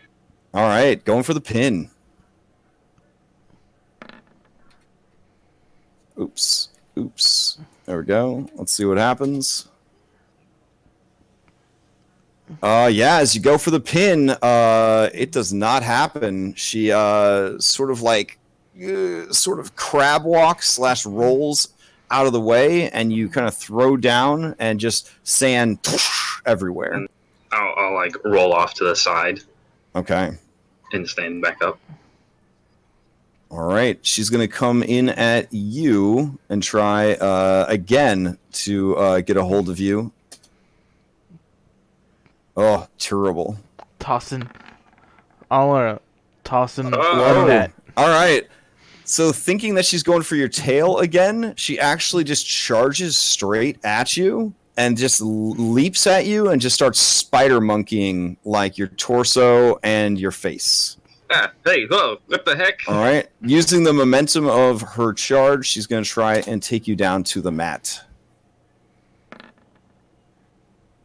Oof! It is a close thing, but you actually sort of trip on some of the rocks that have been thrown down, and you tumble down into the stones. She is on top of you, pinning you down. Uh-oh. All right, back to you. Fafnir. Ooh. Both on the ground. Fafnir's going to try a reverse pin. Okay. Keep in mind that now that you're restrained... does restrain affect your ability checks? That's always a weird thing. I'll check it for you. Let's check. Yeah. I think it might be. It's either a disadvantage on attack rolls has disadvantage on dexterity saving throws, on attack rolls, and attacks that have advantage. So in this particular instance, no. You guys just continue rolling around on the ground. So I rolled a 9 to try and reverse, but it didn't work. All right. I don't know. She didn't. Yeah. Let's see. Oh no, she's definitely holding you still. Yeah. Okay, so in that case, I'm just gonna try and like do one of those like plant my feet in the ground things and just stand up. Okay. I don't think you can do that if you're grappled. Oh yeah, you can't stand when you're grappled because your speed is 0. Yeah, I had a very embarrassing streaming moment like a month ago that's about fine. that. I won that one. Oh yeah, so you basically roll out of the grapple, but are still prone, and then you can stand. So I'll do it's that. essentially the same thing, but yeah. And so you Claxmus throws in a net. A net. Yeah, right in the middle. Okay. Oh. What? That's not a weapon. Fafnir tosses the net out. It is a weapon, and he throws it back in. It's not a weapon, it's a net. You're supposed to restrain them with your own muscles, not a net. Anyone can use it. I've made fighting mission. Oh, that's a big net. Are we all both just gonna get tangled? So this net keeps getting tossed back and forth. Is that all right? Are you out of actions? I think you're out of actions. Yeah, I am. Yep, it's her turn. All right.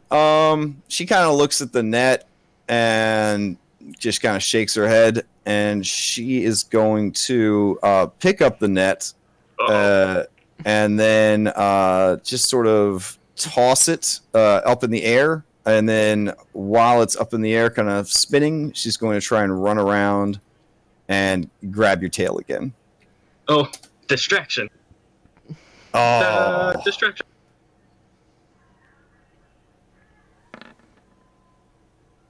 Yeah, no, it doesn't happen. You pull that tail free. She kind of laughs as she tries to grab your tail and misses. And then she just kind of takes a deep breath and leaps at you.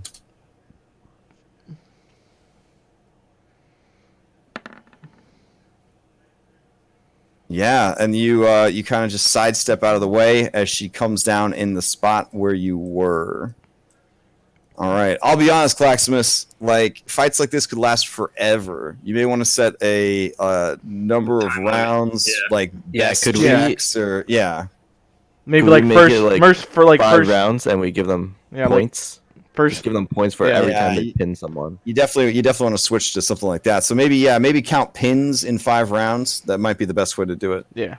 You don't want to fall into the Matt Mercer trap of having 2 barbarians raging and punching each other for 4 hours. Yeah, you don't want to. And one of them is a half orc. Yes. Blah.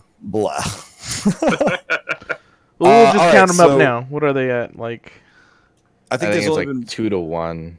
Like Citrine has 2. Citrine. No, she's only pinned once. Yeah. And how many times have you pinned her? None. 0, 1, nothing. Okay. So is this the last round then? I would say yeah. Let's say it's last round. All right, so she made her. My turn. Yeah, that means it's your turn. You got to turn this thing around. In for the kill. All right, that's a 16. Oh, that's a 16. Maybe not. No, yeah. As you go in for the kill, she just sort of slides underneath your arms, and sort of playfully elbows you in the ribs as she dips behind you. As I'm going past, then I just like sweep my tail for her feet. Okay. Oof. Yeah, you sweep your feet. She kind of hops over your tail, and then throws herself into your arms. Oh, okay. Hello. I'm assuming because that's when the bell goes off. Yep. Yeah, I ring the bell. Ding, ding, ding. All right. The few people that did bet on her are pretty damn impressed and pleased with their winnings, and everyone else is just kind of just like a little shook. They're like, I heard she got rescued from the slavers. And then they just kind of, Fafnir does the same thing he did for Drosha, and like does the whole like lifts her and be like, "Here's the winner." All right. People cheer. Make sure she bows. Happy times. All right. So before anyone else has a chance, Phipps Shumlet walks into the ring and says, "I challenge Captain Bubbles." Yeah, that's a fair fight. Yeah. That's a fair fight. All right. You sure? No, yeah, that's a fair fight. I was gonna say Phipps looks stronger. I mean, I think it's a fair fight. I'm gonna be putting the odds, so just give me a second. Fafnir goes and sits next to Citrine. What were the odds on Citrine? 1 and 3. Ooh, I made back 3. I'm still down 2. Oh, I Fafnir lost also 2. collects his weapons All right. As from you sit down Onalura. next to her, she throws the net over the two of you. Oh, Okay, go back to the ship, please, if you're gonna do that. what? Now you know what she likes. I mean, we're pirates. This is okay. Like no one This is no one here. absolutely fine. This is good for morale. This is good for morale. All do right. you want them to be watching the fight, or them Oh, two? she's a lady, man. Maybe she shows him her elbow or something. Jeez. Yeah, her ankle. Yeah. All right. You got those odds? Because Fifth Chumlet is ready to 1 and wreck 2 the for- captain. Yeah, 1 and 2 for Bubbles. Hey, All don't right. Phipps forget. has Oh, higher- wait, has hold better on. odds. Phipps. No, Fafnir's gonna hop in real quick. Excuse me. You already Any won. weapons on your? Yeah, I know. I'm getting his weapons. Ah, oh, all right. Yeah, my weapons. Oh, sure. Yeah, And you might as well strip naked because that's basically what the captain's doing. he hands you his 3 asp pistols, his 4 daggers. He's got a knife. He's got a cutlass. It looks like somewhere along the lines he picked up a bomb. I don't know what that's what about. the hell? Yeah, so he hands you all that stuff. And then seeing the captain's getting nude and rude, he is also going to strip down to just his skivvies. So, Claxus. Mhm. I'm gonna pull you in quick. Alright, Hey, so you Phipps. said this is wrestling, right? It's wrestling, right? Or you can just So- beat him unconscious too. That's an That's option. what I was gonna ask. Thank you. Yeah. Alright. So Yeah, you can just beat him. gonna, I take the saber off, dig it into the ground, put the gun holster on it, put the captain's jacket on it, and I'm jumping in the ring. Phipps, thank you for the weapons, and I will put the bet on you. And Fafnir walks out and drops the weapons by Onalura. All right. Yeah. So does not put a bet on him. Aw. You see, Make you your see bets. that Make your bet. his supporters, which would be these 2 jabrones and Brass, who I've totally lost track of somewhere on the beach. Yeah, he's somewhere. Yeah, he's somewhere around Yup, here. there he is. I found him. Bam. Oh, okay.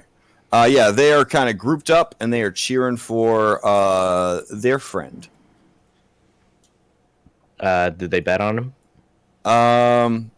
I'll be honest. They bet on him, but they didn't bet a lot. He's like, here's a silver, Yeah. just in case. Clax puts Yeah, his 5 on odds. Phipps. All right. Wow, 5 gold on Phipps. 5 gold All on right. Phipps. What are the odds on Phipps? It's 1 and 2 for Bubbles. Oh, So Phipps has better odds. Oh, better odds on Phipps. Dang, Captain. Dang. Hey, man, I was gonna talk to you about that. to who? To Onalura or to me? To you. Oh, okay.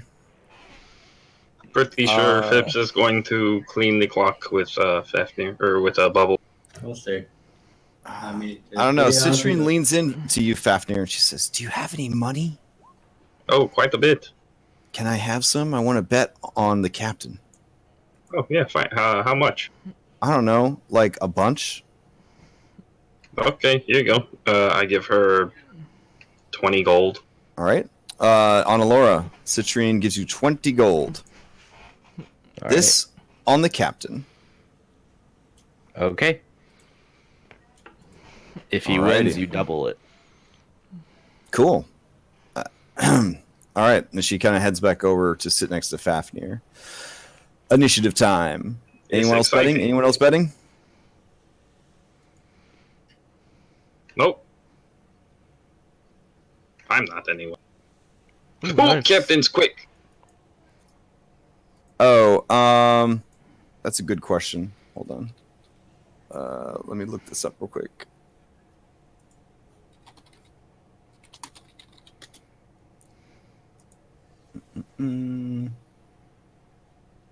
Hold on. I'm answering a secret question. Not that anybody's planning to cheat or anything.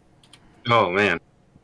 Not like anyone had a bomb strapped to them for whatever reason. I mean, Hey, That's his Actually, business. Fafnir's gonna keep hold of that. And All have right. some questions later. Phipps, roll your damn initiative, son. All right, he got a 12. Bubbles, you're up first. Alright, walking up. Phipps is posturing a little bit, and he says, Midway just- through his sentence, I want to hit him in his face. all right.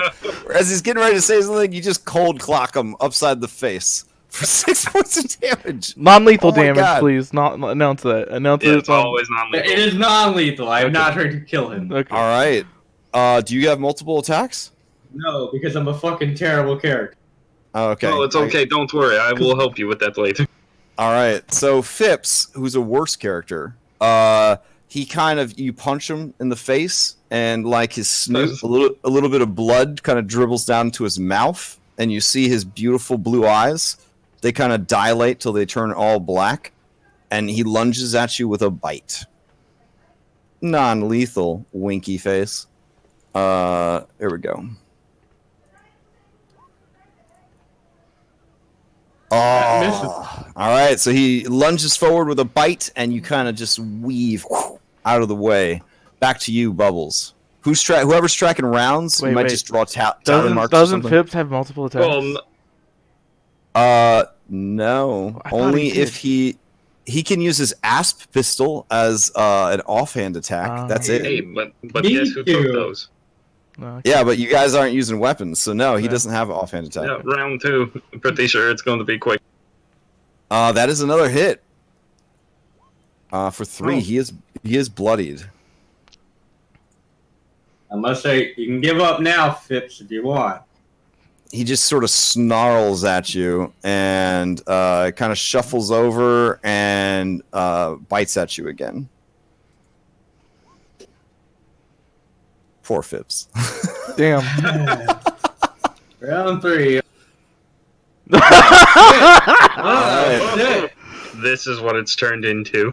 As you go to step back, the ring is so uneven from Fafnir and Citrine's fight that you sort of just step into like a hole, and you almost like twist your ankle in the process, and your attack is just like this super fake like Street Fighter uppercut. Yeah. And he just kind of like looks at you and just shakes his head, and he tries to bite your arm. Monkey sure you can. Nope. Wow. Wow. Oh, so as he goes to bite your arm, you come in and you just kind of give him a kidney punch with your left hand, and there's the sound of just like, and he kind of barfs up like some half-eaten fish, and he just falls over. And everyone's like, "Oh, damn!" And everyone Fafnir starts like cheering and stuff. jumps in to do the whole like referee he's down, and let me All right. and then Put up the X. and then walks over. Before you could breathe on Laura, like Citrine is there for her money. Yeah, I just thought. Claxmus marches into the center of the ring, and he holds up the captain's fist. The winner! Yeah, everyone cheers except for these 3 jabrones over here who have doubt on their face. Fafnir's gonna not drag. He's gonna carry him. He's not gonna drag him. He Okay. mean to drag him. He's gonna carry him out of the ring to All right. Oh, Bubbles is gonna dust We'll himself off. stabilize him. yeah. stabilize. Also, I would like to announce that was a perfection. You the man, Perfect. Captain. You the Thank man. you. Or you the monkey. Not a single speck of damage on the captain. Made my money back. I gotta do that fighter victory fighting game thing. Like hop out the ring and spin the coat around and put it on. Like, Fafnir's gonna- Edgy. Fafnir's gonna hop into the ring and use his tail and just go around flattening the surface again because he saw Okay. what happened. That D6 was healing for Phipps, so he's Aw. conscious. He's conscious. All right, he's conscious. His face is all like swollen. One of his eyes is blackened, and he's got like a big bruise on his side. And he just kind of like looks around, just like, ah. Hey, you did not stop fighting, so that is good. Good for not giving up. Come on, Phipps. The next match is about to And start. I pat him on the shoulder, and then I go back to Citrine. He walks up to you, Bubbles, and he says, Good fight, Captain. It was a good one. Oh. Fafnir walks back I'm up. gonna Here's shake your his thing. hand.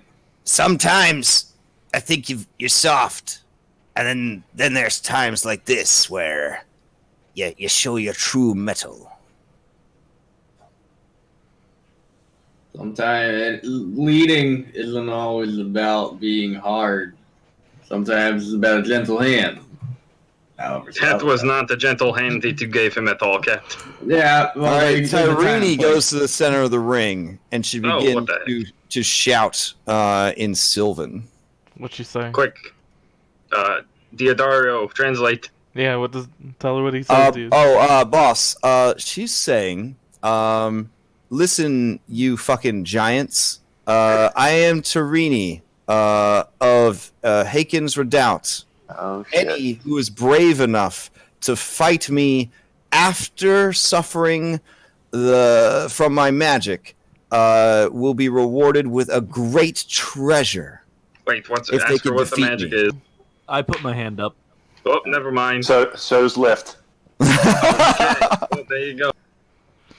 Chicane, I think you had your hand up first, unless Damn you it. guys want to do an opposed initiative check to see who raised their hand first. I'm pretty sure she can't Or- do it, but Lift is weak as fuck. So Yeah, so is chicane. We could also have you guys fight for the chance to fight her. ooh, Oh, yeah, that would be good. Okay. The winner that comes sounds out. good. Diodario, tell her Interesting. that. interesting. Yeah, okay. If you guys want to do that, that's cool. Fafnir's gonna return Phipps's stuff minus the bomb. That bomb is there his.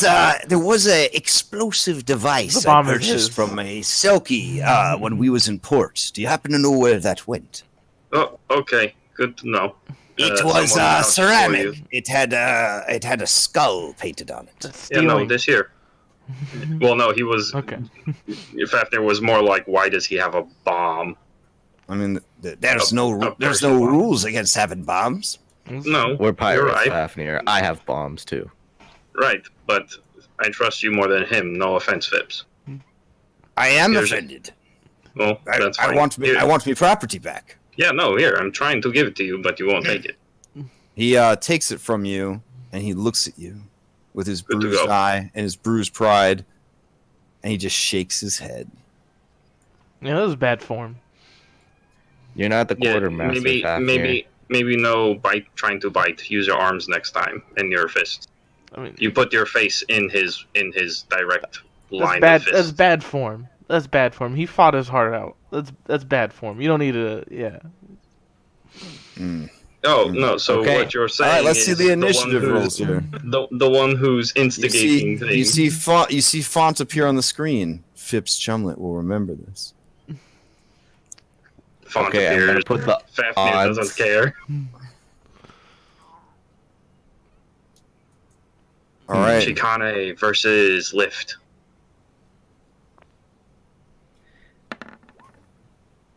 Where the hell am Wait, where's Lift? I? You can't find me. He's Just somewhere. drag yourself from your name thing. Hey, Bubbles, are you proficient in improvised weapons or I am unarmed proficient attacks? with my fists Awesome? as a ape. That's Lift, I found you. You're like scroll down, dude. You're by the logs, Oh, you're like right out in the open, like. way out, just like chilling. Like, All doing- by myself. There you go. yeah. All right. Well, it didn't put in the queue, but you see it. What did you get? An 8? All right, Yeah. Jin. It's fine. All right.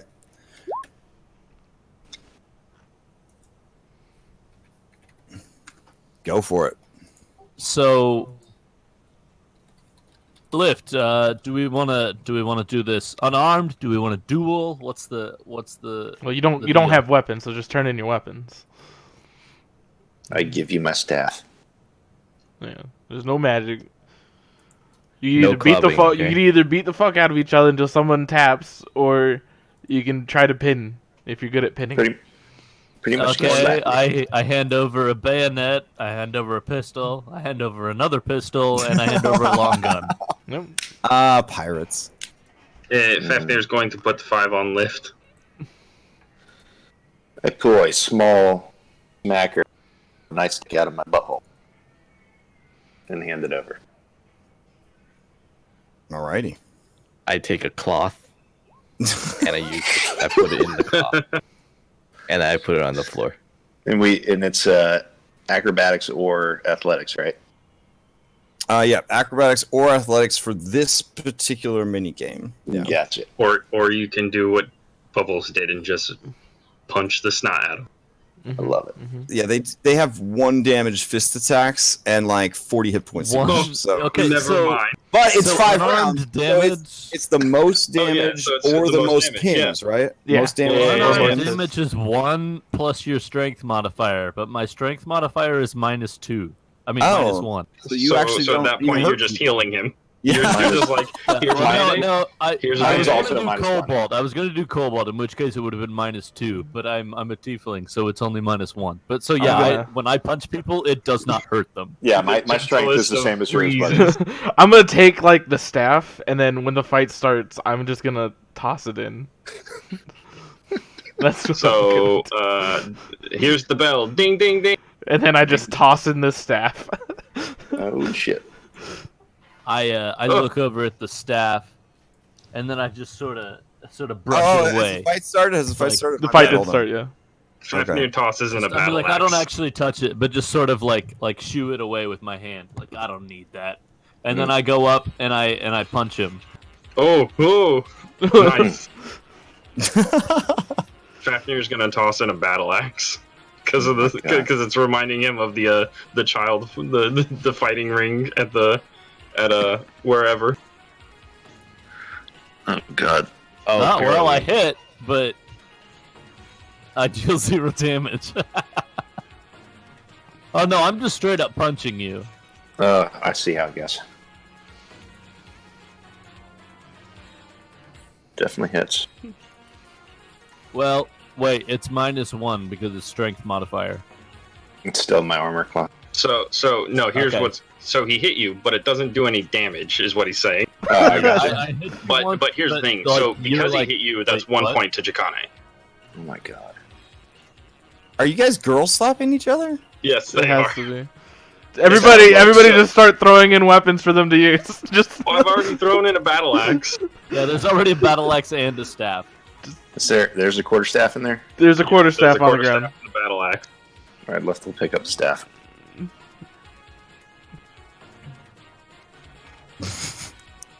Take a swipe. Claxmus tosses in an oar.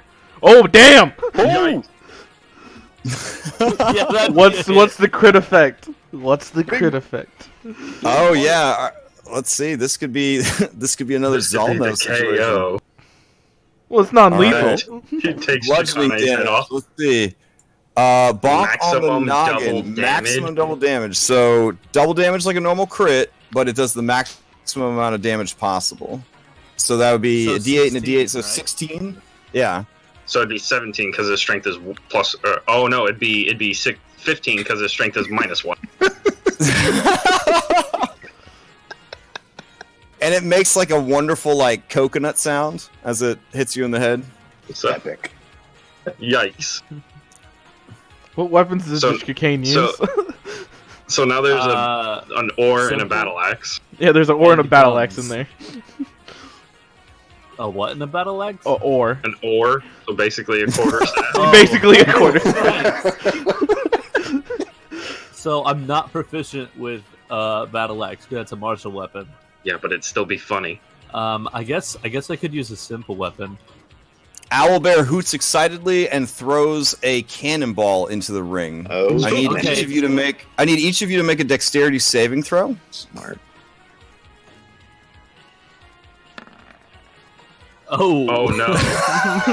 You both fail and All right, somehow get Owlbear, hit. Owlbear pop flies this thing, and you guys only realize when people start screaming as the cannonball comes careening down at you that your lives might be in jeopardy. So, Chicane, with the lower of the two dex saves, you are going to take the damage from this. All right. This is such an even fight. That's All right, six points of damage as the cannonball comes down and hits you in the shoulder, and then thunks into the sand. All right. So it's my turn then, right? Yeah. Yeah. All right. I'm gonna try to pick up the cannonball and like sort of swing it and hit lift with it. Okay. What kind So, of parody? of a This is fight this is an turned into? improvised. It's an improvised weapon. Well, I was gonna ask if I need to roll a strength check to see if I can even pick it up first. That'll Or- just be part of the whole thing. So you'll just Okay. roll because you don't get proficiency for improvised weapons, right? So you're just No. gonna roll a strength check. Okay.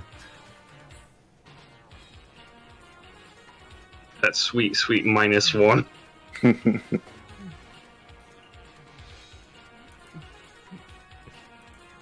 Clap fight. Ooh! Interesting.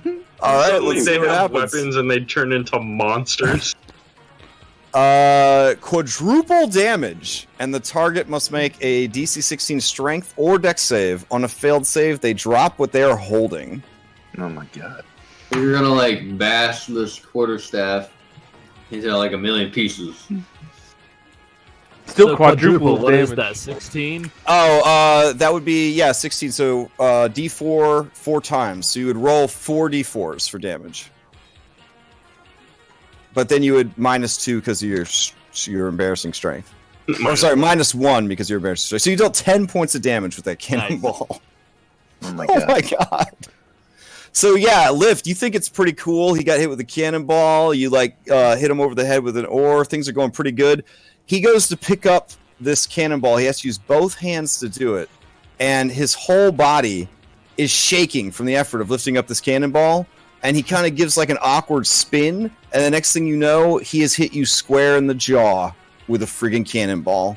Your eyes kind of go white with light as you are hit with the cannonball. And everyone just starts cheering like crazy. The 2 crits in a row, it's just electric. This is unbelievable. Were there a lot of bets for Chicane because of the high odds? Oh yeah. Plus he's a devil, so they know that he's just going to cheat anyways. So Fafnir is super into it and is cheering on Lift because it's a great. Well, Lift can't be outdone by this cannonball, bro. So he's going to drop the cannonball, try to throw it right back at him. all right. I think he held on to the cannonball, didn't he? Oh no! Like that definitely would have hit. you and like then shot- fell out of his hand. Okay, there's like no shot way put he'd it. You hold like on to shot that. put it into his jaw. Okay, so Lift, you go to pick up the cannonball, and it is so heavy, and you just kind of pick it up, and you just throw it, and it goes maybe a foot, and like pounds back into the sand, and everybody starts laughing. Like Owlbear lets out like the longest fart as he just rolls around on his back. Like a little kid being tickled by his dad. He's laughing like a baby over there. Mm, All right. What's Okay, next? I'm gonna pick up the oar and or quarterstaff that was dropped, and go to swing that at him. Okay, we're treating this as a quarterstaff, so you will have proficiency with it.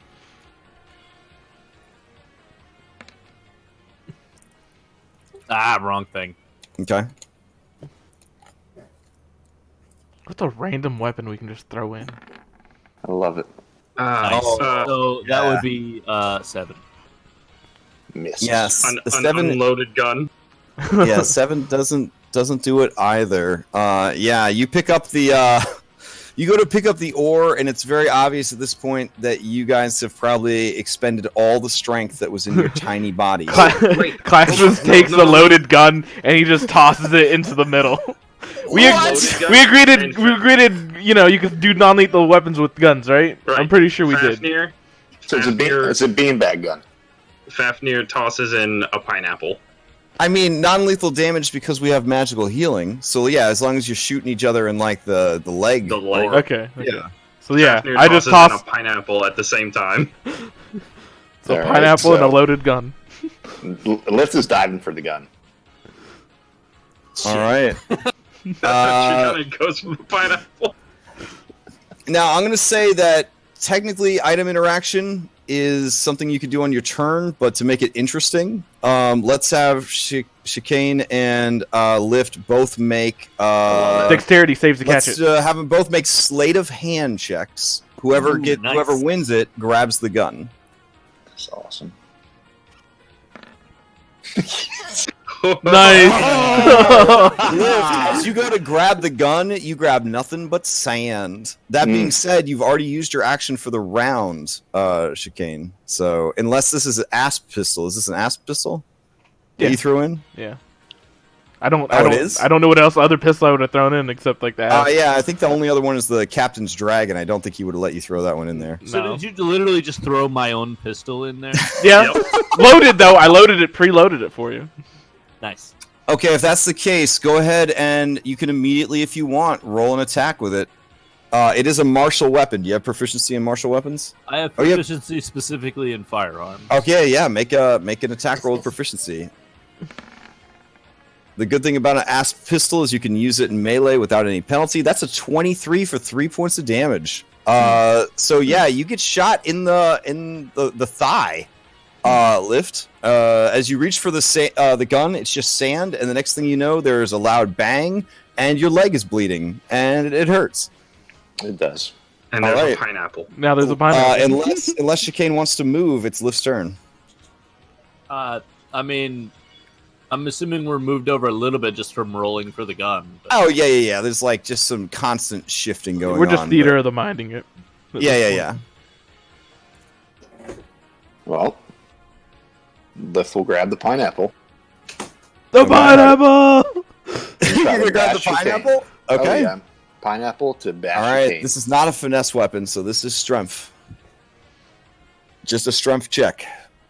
Improvised weapon. This is going to be perfect. Knockout. Yes. Oh, yeah. You just smashed it against his face, but there's no damage. So good. No, actually, you go to just hit him over the head with it. Maybe try to bean him and knock him out, and you just hear a sound, and you've actually impaled the pineapple on one of his horns. Oh wait, so now he's grappled. In the saddest grapple of all time. I've got you. All right, back to you, Chicane. Was we round 4 now? I sort of lick a little bit of the pineapple juice that's on my cheek off, and then it's an item interaction to reload, right? You don't. I don't think you got any. No. Yeah. Yeah. Well, I have a bullet case strapped to my leg, so I mean, I didn't give you my bullet. Okay, then, yeah. Your bullets. Okay, yeah. Then it's your item interact to reload. Okay, I'm gonna reload and then I'm gonna shoot again. Okay.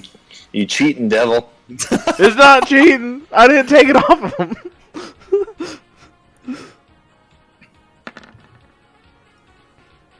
Ooh, that's a miss. Okay. Yeah, you're just too close. You go to take the shot, and he presses himself against you, and the gun just shoots the sand at your feet instead. So where's this ore at?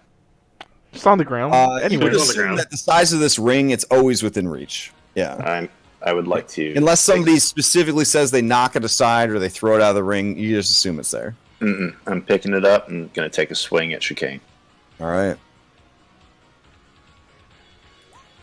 Oh my god. Zero. So it sort of like taps me, Yeah. and I just look at it. Oh, it's getting serious for this last round. Oh yeah, round 5. All right. It's all or nothing. Dun, dun, dun. So I feel kind of bad for shooting you. So instead, I'm just gonna smack you with the gun.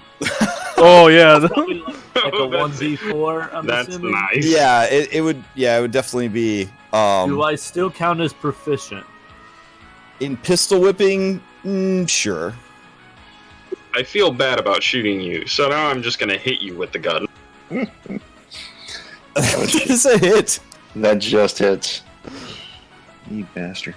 All right. He kind of, as you guys are closely, you kind of moved in close on him to avoid the gunshot.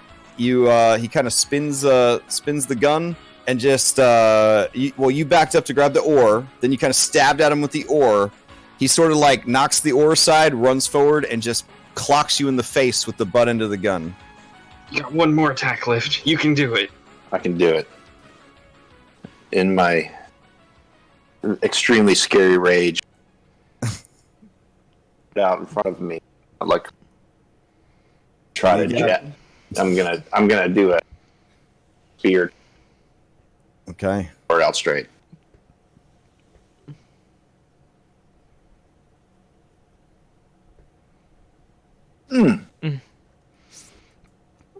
AC of 14. That misses. Oh. Ooh. All right. And the fight's over. Ding, ding, ding. Tally the damage since no grappling was done. It was Lift doing 10 damage to Chikane, and Chikane did 16 damage. All right, Claxmus goes to the center of the ring. He holds both their hands, and he raises the winner. Chicane. All right. Yeah, people are clapping. They're actually impressed with both fighters. And the people that lost money, they just blame it on bad luck because there was a devil involved and in Aldfair. So obviously, like you can't be held accountable for that. They're two of the most unlucky things in the world. And everybody kind of has no hard feelings about it. And Chicane is very surprised. Yeah. Good fights. So then the pixie flies to the center of the ring. Following everybody else, she has stripped down to just her underpants. And she's raising her arms in the air, and she's ready to fight. Okay, I toss my pistol back to Anna Laura. I gather all the weapons. Gathers all of them, yeah. Yeah. Oh, Fafnir and Claximus were like, nope, you can't have these. All right, and then I take bets for Chicane versus Tarina. I also cast Healing Light on myself. Okay. So in order to fight her, you have to be willing to fail a save against her magic. That's basically what Diodario kind of translates. Yep, and you did accept that.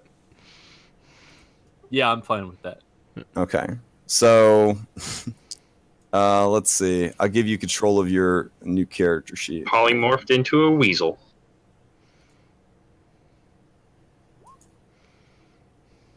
Let's see. Where are you at, Chicane? There we go. All right. So, Chicane, as the fight gets ready to start, she polymorphs you into a bunny. Oh, yeah! This is going to be the best fight ever. There you go. Adorable. I am adorable. Alrighty. Get Lift out of there. Lift, get out. You're done. Lift, what are you doing? Your fight's over. He's like, no, I can keep going. No, I punch you in the face if you don't leave. Alright, there you go. Oh, man, did this bunny just don, like, a rice hat? Here we go. She's going to roll her initiative. Oh, man. This is the weirdest fight I've ever. Oh, wait! Before you guys start fighting, are there bets going to be on this one? People don't even know what to do. Yeah. I'm flabbergasted. I'm too flabbergasted to bet.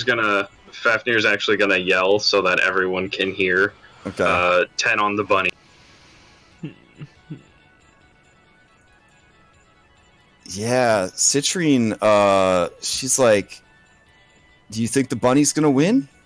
Not at all. I mean, don't they just like cancel each other out? They're so tiny. Yes, but it's going to be funny to watch it. Well, technically, if she doesn't maintain her concentration after being hit, he goes back to being Also, a person. yes. Oh, all right. I'm gonna bet on the bunny then. Are you taking bets on Okay. bunny? Okay. Yeah, no, I'll. Here you go. On Alora, dear, on Alora. Here's 40 gold on the bunny. All right. All right. Oh, If the bunny okay. wins, you get 40 gold. Wait, I only get 40 gold, Because it's 1-1 for the bunny. It's 1-1. Yeah. so I don't get anything for betting, for winning. Not on chicane. Isn't it you get your money back and the 40 gold? So you, I don't know how it works. you're saying that'd be if you double your money. Yeah. So she get 80 back. Yeah. then. So a 1-to-1, you'd get 80 back. Oh wow. Okay. Yeah. So she's down for that. She'll bet all the money she has. There you go. And Fafnir bets 9 on the bunny. Okay. All right. I make so, adorable bunny noises. Okay. You'd be surprised at how unadorable bunny noises are. Yes, but these are specifically adorable bunny noises. Don't they like scream? They scream, yes. All right. So she is going to turn invisible. Whoa, hold on now. No, Does that count as magic? It That's does count as- magic. It does count as magic. I mean, All it's right. sort of like an inherent trait in pixies, though, isn't it? no, Like it doesn't. that's Yeah, magic still. they don't cast a spell to turn invisible. They just can be invisible. Is that Like a chameleon. Are chameleons magic? If it's like a chameleon thing, then I let it pass. But if it's like yeah? magic, They just Yeah. they literally just turn invisible. They don't have to concentrate on it or anything. no, fine, yeah. I let it go. All right. Okay, well, since Claximus says let it go. But if she does, and there's kind of some murmurs, she like turns back to normal and just attacks the bunny. So she leaps onto the bunny, or at least tries to. There you go. 10. Wait, is she trying To pin you. to grapple me? Yeah, she's trying to grapple you. Okay, so what do I do? Is this opposed dexterity check? Yeah, it'd be dexterity or strength, your choice. Definitely not strength for my Okay. rabbit. It's a tie. All right, so Ty goes to the attacker. So she has grappled you. All right, your turn, bunny. So she's basically riding you around rodeo style right now. Bunny rodeo. Okay, I'm gonna sort of like turn around with my head towards on my back and try to bite her. Oh, dang. Okay. And this is how the bunny kills himself. He snaps his neck. A 10 does not hit. So you go to bite her, and she quickly pulls her leg away from your snappy jaws. It's the Monty Python bunny. All right, so basically, rodeo style, you guys sort of go around the circle as you're trying to bite her, and she's trying to ride on your back, and everyone is baffled by what is happening. Fafnir is laughing his head off. All right, then she is going to try and do it because everyone has improved grappler for this. So here we go. Another opposed check. Nice. Ooh, all right. As she tries to force you into the sand, you do like a quick kind of rolling maneuver, and you resist it. So she's still grappling you, but you were not. She was unable to pin you. Back to you, bunny. All right, so I'm gonna try to sort of like hop up and slam down onto her, Bunny slam. like with my back. Okay. Oh, damn. All right. Let's see.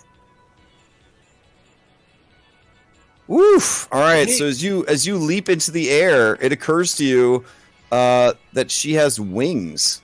So yeah, as you leap into the air, she just starts flying, and the two of you are sort of flying above the arena at this point.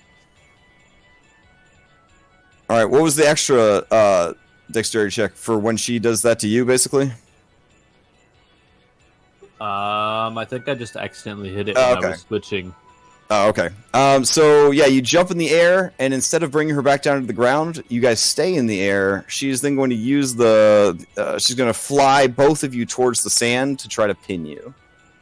It's a what do you call it? Who's Oh, the that's Russian dude in Street Fighter? Nice. All right, Ty goes the attacker. So you kind of scramble and maybe let out a couple of bunny screams, or I don't know, maybe you're a stoic bunny. You are technically polymorphed, so you have the brain of a bunny right now. Oh yeah, I'm definitely screaming. Okay, so then yeah, she just drives. She like Zangief style does like a spinning pile driver with That's you. his name, yeah. Beautiful pixie dust goes everywhere, and just there's this huge explosion of sand. Well, huge being a relative term. As like, the two of you just into the sand, and she has dropped a pin on you. I imagine this fight, like, from the viewers, it's just like the cutest, weirdest fight ever. But then when the camera switches into like the ring, it's like some weird JoJo's Bizarre Adventure anime. Oh, absolutely, yeah. There's like anime speed lines and like super badass dialogue, and yeah, the whole deal. So yeah, she pile drives you into the sand. It is your turn, bunny.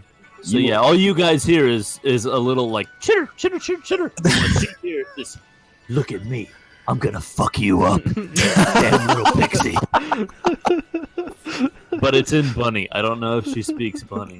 So you just Bear and Sylvan, yeah.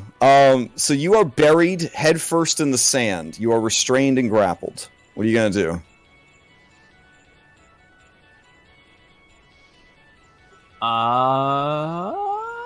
I'm gonna try to bite her again. All right, this will be a disadvantage from the restrain.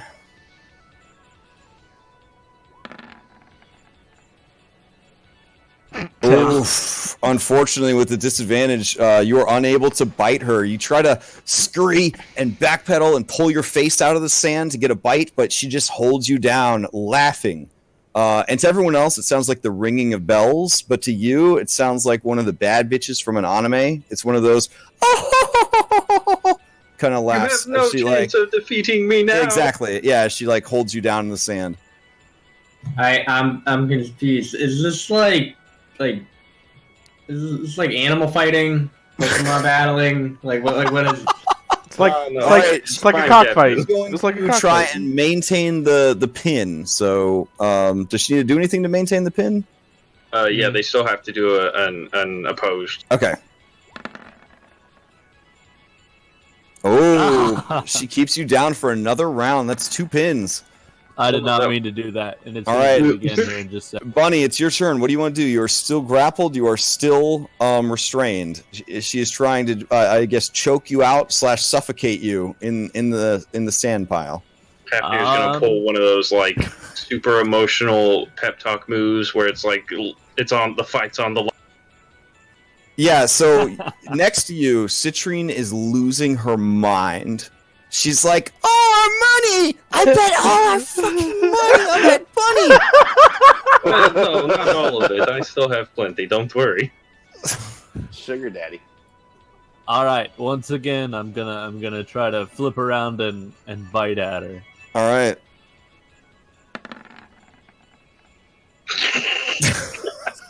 Or maybe I won't. There's no go. She has her legs wrapped around your armpits, basically. She's got one hand pushing your face down into the sand, and her other hand, she's just pulling on your tail and showing everybody your butt. And your little fuzzy bunny nuts are on display. Your little pellets come out. Yeah, I mean, are you holding it together, or are a couple little pellets coming out? I mean, I accidentally rolled another dexterity check, and it was a nat 1. So okay, lots of pellets. She's just firing pellets at the crowd, just out of the bunny. All right, last round. She's gonna try to go for that 3rd pin. Ooh. Oh, and it's over. Yeah, I knew the bunny wouldn't win. All right. Yeah, with the fight over, she creates dancing lights and makes them swirl around her and the bunny. And then she pulls the bunny out of the sand and she holds his arms up like she saw Fafnir doing with the winners. And she's got a big smile on her face, her tiny fairy boobs bouncing around, and she's just overjoyed that she has done something good, she thinks, in this new culture. That was a good There's fight. a lot of copy. So I still have the mind of a bunny. So Yeah. I'm just gonna fucking bolt. Okay. Oh, jeez. As you go, tell her to stop concentrating. As you run by Mr. Mr. Plugger. Oh shit! Oh no. He is going to take an opportunity attack. Because Well, Mr. Pluggers would love to eat a bunny. Well, it's a good thing that you turn into a person after you get bitten. Yeah, so Mr. Pluggers will go ahead and make an attack against you as you go by. Here we go. A 14? Oh, that does hit. All right, as you go by, he just snaps you up. And you disappear. And the next thing you know, he lets loose sort of a whimpering sound, like a...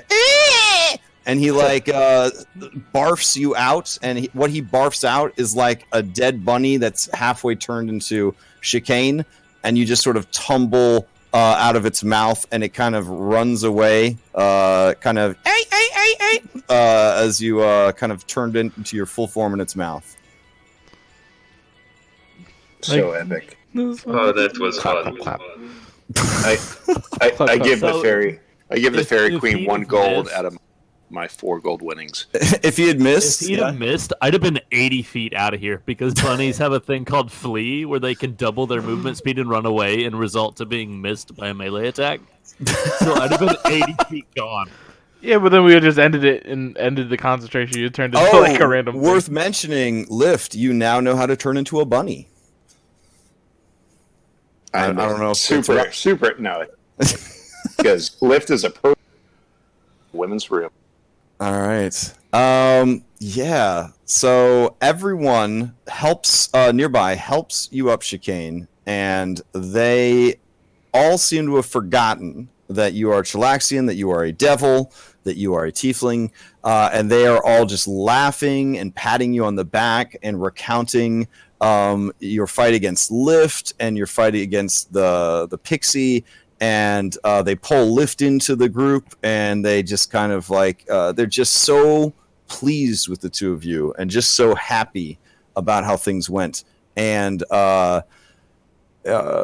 Claximus, Analora, and Bubbles, you have not seen the crew this happy since minutes before the Harpy Massacre.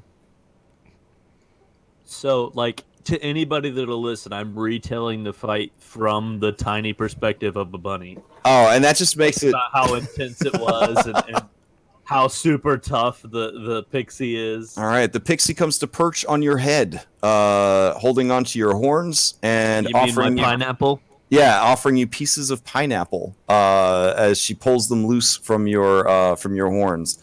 I And- graciously accept. Like people do sometimes when they're in another culture, rather than be nervous about not knowing what's going on, she's just sort of like following the social cues and laughing when everyone else laughs and listening when everyone else listens, and she seems to be having the absolute best time ever. How's Citrine taking it? Citrine's 15 pounds of mascara. She wears as much mascara as a woman from a Witcher game. Is just staining her face. It's just running in rivulets down her face. Fafnir is over there just like hugging her, just like, it's okay. It's These okay. these are the kind of racking sobs that you only use when your infant dies in your arms. Like, that's how dramatic she's being right now about the loss of her money. I see this and it just makes my day even better. That's true. The two of you were stuck together for like 2 or 3 days, and she was a miserable cellmate. So... yeah. Yeah, and the first thing she did after we got out was tell everyone that I shit myself. So. So she is bereft with grief at the loss of her 40 gold. And Fafnir, it takes a lot of consoling, a lot of "don't worry, girl, I'll buy you things, girl. You know I take care of you, girl. I make that money." to try to like soften the impact of her sorrow. So basically, the happiest ever over here, the saddest ever over here. I think that might be a good place because we are at 11 o'clock. I'm gonna cast Cure Wounds on myself. Oh, very nice. We got 3 more games. So we will end it there. I can definitely tell you that you feel better already about the morale situation with the crew. Faux sure. Maybe we can just RP the rest of the ones. Yeah, that might be a good idea. Yeah. So we'll just sort of say, hey, this is how it went down, and blah blah blah, and get back to actual adventuring next week. So not that the other games are not cool, but we definitely went in depth with these, and I think it was really fun. But we could do this forever, kind of thing. It's like when you have a festival in D&D. It's like, when do we stop? What are we gonna do now? What are we gonna do next? Exactly. What are we gonna do next? Yeah. All right. Cool. So. That being said, on Allura, the time needed to brew the Shadow Bomb, I think, has transpired. So you do have the Shadow Bomb now, right? Okay. How many would I have? Enough for the whole party? Yes. You have enough to administer it to 6 individuals. Okay. All right. You know where the island is. You have the means to traverse it. You're working on the morale of the crew, and it's not very far away. So it seems like you guys are all on task to go and knock that out. Yes. That's fun, though. Yeah, that was good. Not every session has to be a do-or-die super battle, for sure. So Scales of War will never be like this. Yeah. I think about that in my other games. I'm like... I feel bad for the Skills at War because they're like the boys on the front line. You know what I'm saying? It's like they're getting shot at every week. Every day. I'm going to move you guys back to the Bumbling Bosom for now. If you want, you could take time this week to draw up exactly where you want walls to be added and all those changes. And then I can start physically either adding in the walls, or I could just Photoshop the entire thing with a new layout, whichever one works better for what you're asking for. I know that you've done draw overs before, so if you're happy with the draw overs you've done, we could also just go with that. So it's really, you just let me know which one you want to do. But this way you do have the whole ship to look at and make decisions on. All right. And then on that note, I think we are done for now.